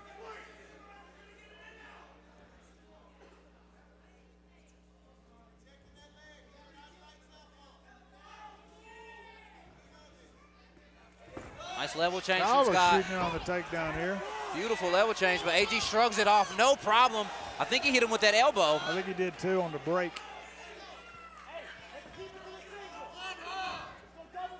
Pretty quick sequence of events there, but I think I saw the same thing you did.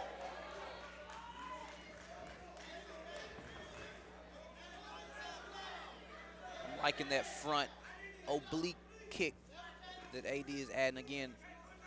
Crowding the void, owning the void, making it extremely uncomfortable for Scott to try to move forward and trap him. Calvert lands a head kick. Calvert.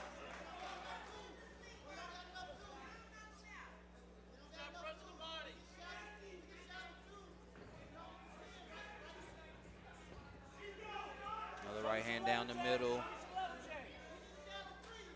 Good jab from AD, from either stance as well. I've noticed that tonight, whether he's standing right-handed or southpaw. That jab is a piston. Good jab to the body. Good jab up top. Scott Calvert trying to answer.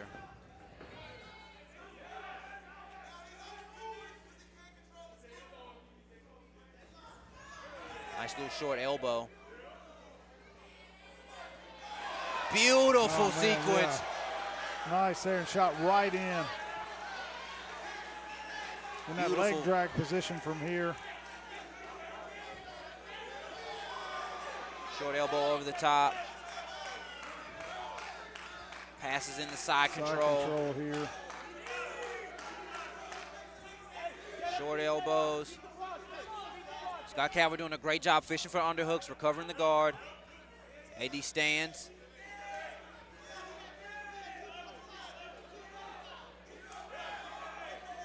Halfway through this fourth round.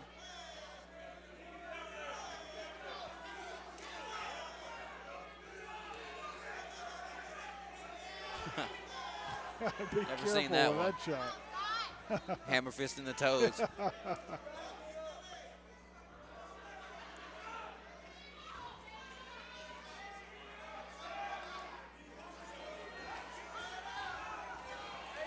Calvert back to his feet.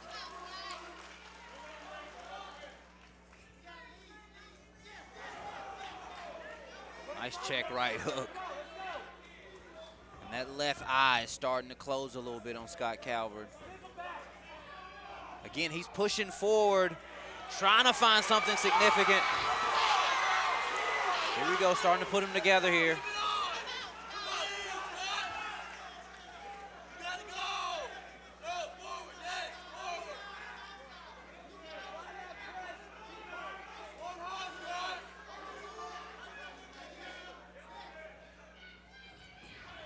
Nice movement from AD. Good jab again. Scott pressing forward, starting to find a little bit of success here.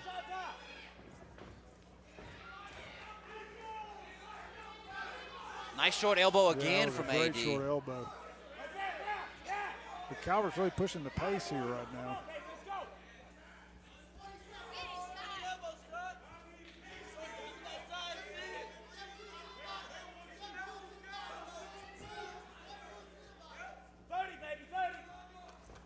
Jab.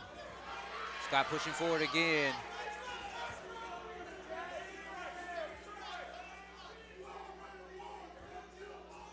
Good teep to the body.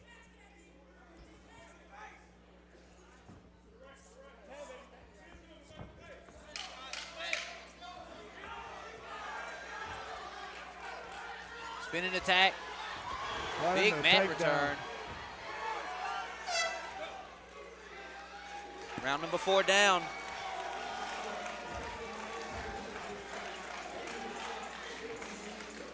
Yep, heading into round number 5. This will be our final round.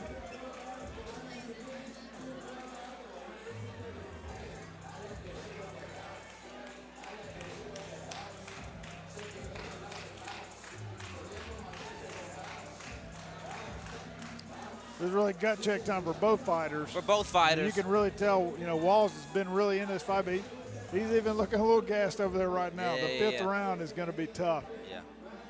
He's spending a lot of energy keeping Scott out of his face. Again, even if you're landing when you're moving backwards, it just takes so much more energy moving backwards than it is moving forward. But he's winning most of these exchanges, though. Defending yourself and running backwards on a treadmill at the same time, not an easy thing to do. Not an easy thing to do. Scott needs to find a way to get inside. Ladies and gentlemen, 5th and final round, Memphis, Tennessee, make some noise! 5th and final round here at Attitude MMA 37. Scott needs to find a way to get inside, trying to get to AD's hips, get to a dominant position, and find a finish. AD needs to keep doing what he's doing. Don't give up anything cheap. Yeah. And get out of here with a title defense tonight.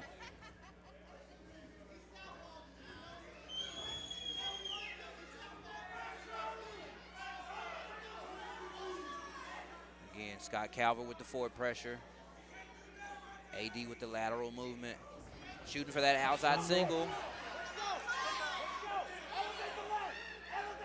There's Class. With mat return. This is what Scott needed right here. It is, it really is. But he's got to get the finish in this round. Up kick barely missed. I was going to say. Now he's taking the back.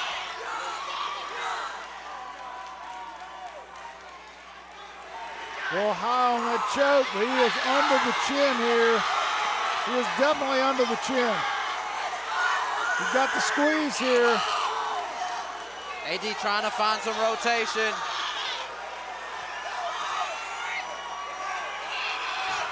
It's tight, but it's still on the chin.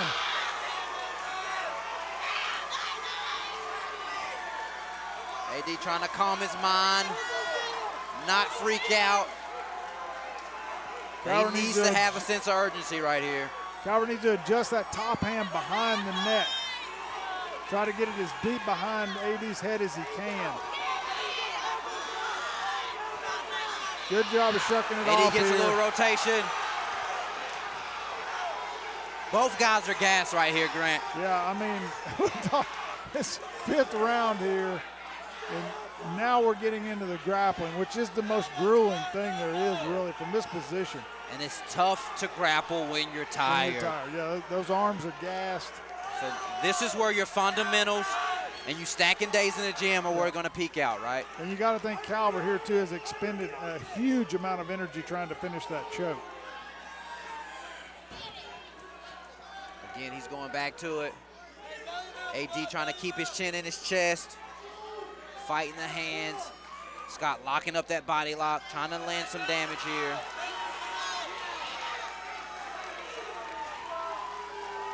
You would think Calvert, he's got to get the finish in this round if he's going to win. So I know, you know, he's scoring here, but he needs to be using this to really try to set the choke up. Because he has to try to get the finish. Has to try to get the finish.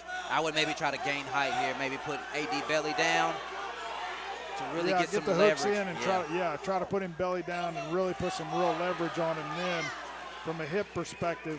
Here he is again, trying to get back under the chin. Good job, AD. He's really blocking the choke hand well, which is what he needs to do to survive here.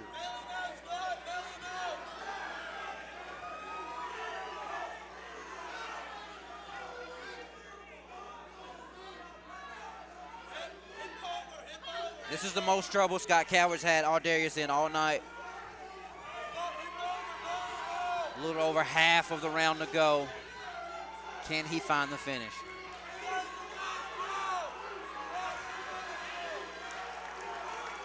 AD just trying to find rotation without giving up his neck here. Yeah, and like I said, he's doing a great job of defending the choke hand. So he's recognizing which hand is not under the armpit from that seatbelt position, and he's making sure that he's got a grip on that hand to stop the choke from coming through. Body lock's open now. Scott trying to gain height, trying to get him belly down. AD finding the fence. Yeah, and Walls is really tired now because right there he had the opportunity to scramble out of that. And I think earlier in the fight he would have. Yeah.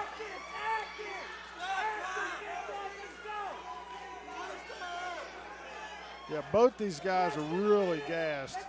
Really gassed. And you're right, AD is holding on to that left arm. He's just holding on to with that arm, everything which in him. is smart. Big shots from Scott Calvert. AD finally makes it back to his feet. And we got a fight here in the closing seconds of round number 5.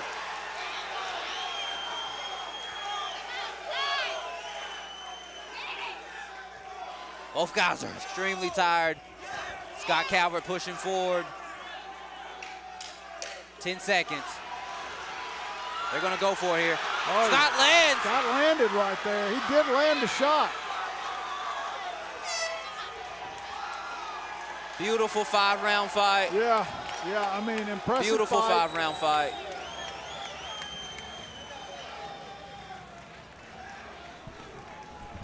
Yeah, both those guys, man, they went at it tooth and nail. I mean, just unbelievably hard-fought championship fight here. Attitude MMA 37. Both those guys deserve a round of applause from the crowd. Really brought it.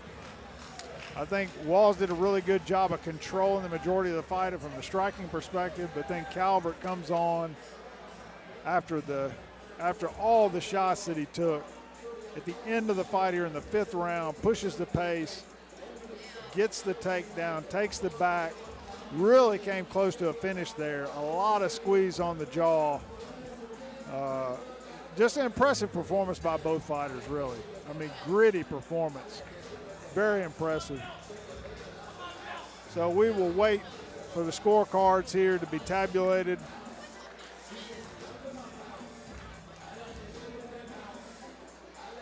And then we will find out.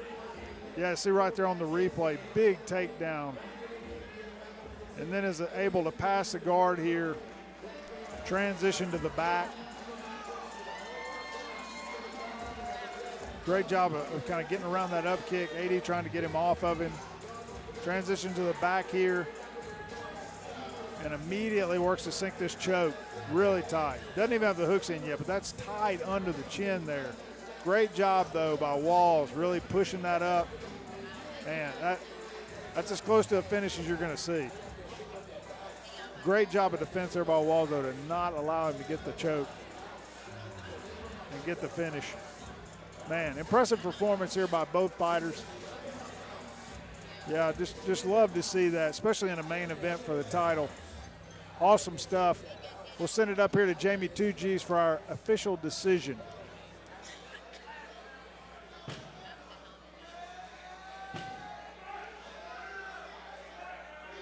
Memphis, Tennessee, after 5 rounds of action, we go to the judges' scorecard and have a winner by majority decision, and still your 125 Attitude MMA champion, Darius, the Humble Assassin Walls.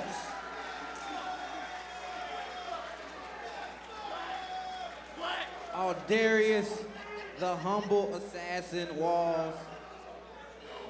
And still Attitude MMA flyweight champion. How you feeling, buddy? Man, blessed and highly favored. Y'all see the motherfucking shoulder. And still, no matter what. Really, really dope fight, buddy. The first four rounds was as clean can be. Faced a little bit of adversity in the 5th. Were you worried at all? My motherfucking shoulder came out of place. I was limited like a motherfucker, but y'all see that dog? I had one arm. He had an arm under the motherfucking chin. And what happened?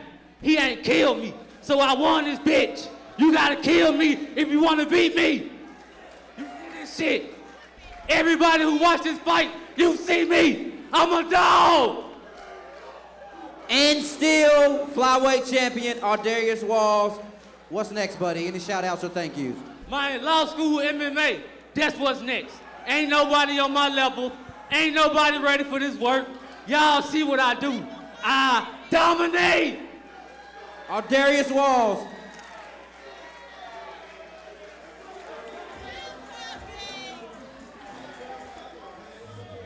So big win there by Darius Walls. Want to thank everybody for tuning in tonight. The Attitude MMA 37 here in Memphis, Tennessee. Coming to you live from the Coronet on Attitude MMA TV.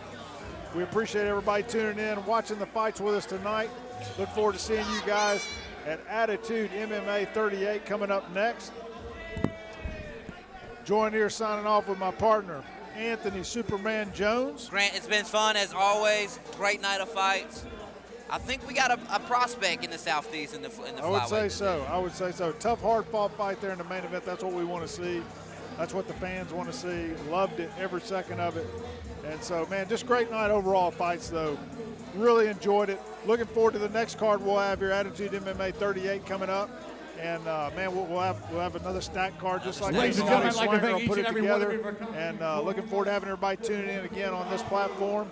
And we will see you next time. Hope you guys have a great night. Signing off for AJ, Anthony Superman Jones, is Grant Gibbs. Thank you for tuning in to the fights tonight. We'll see you next time.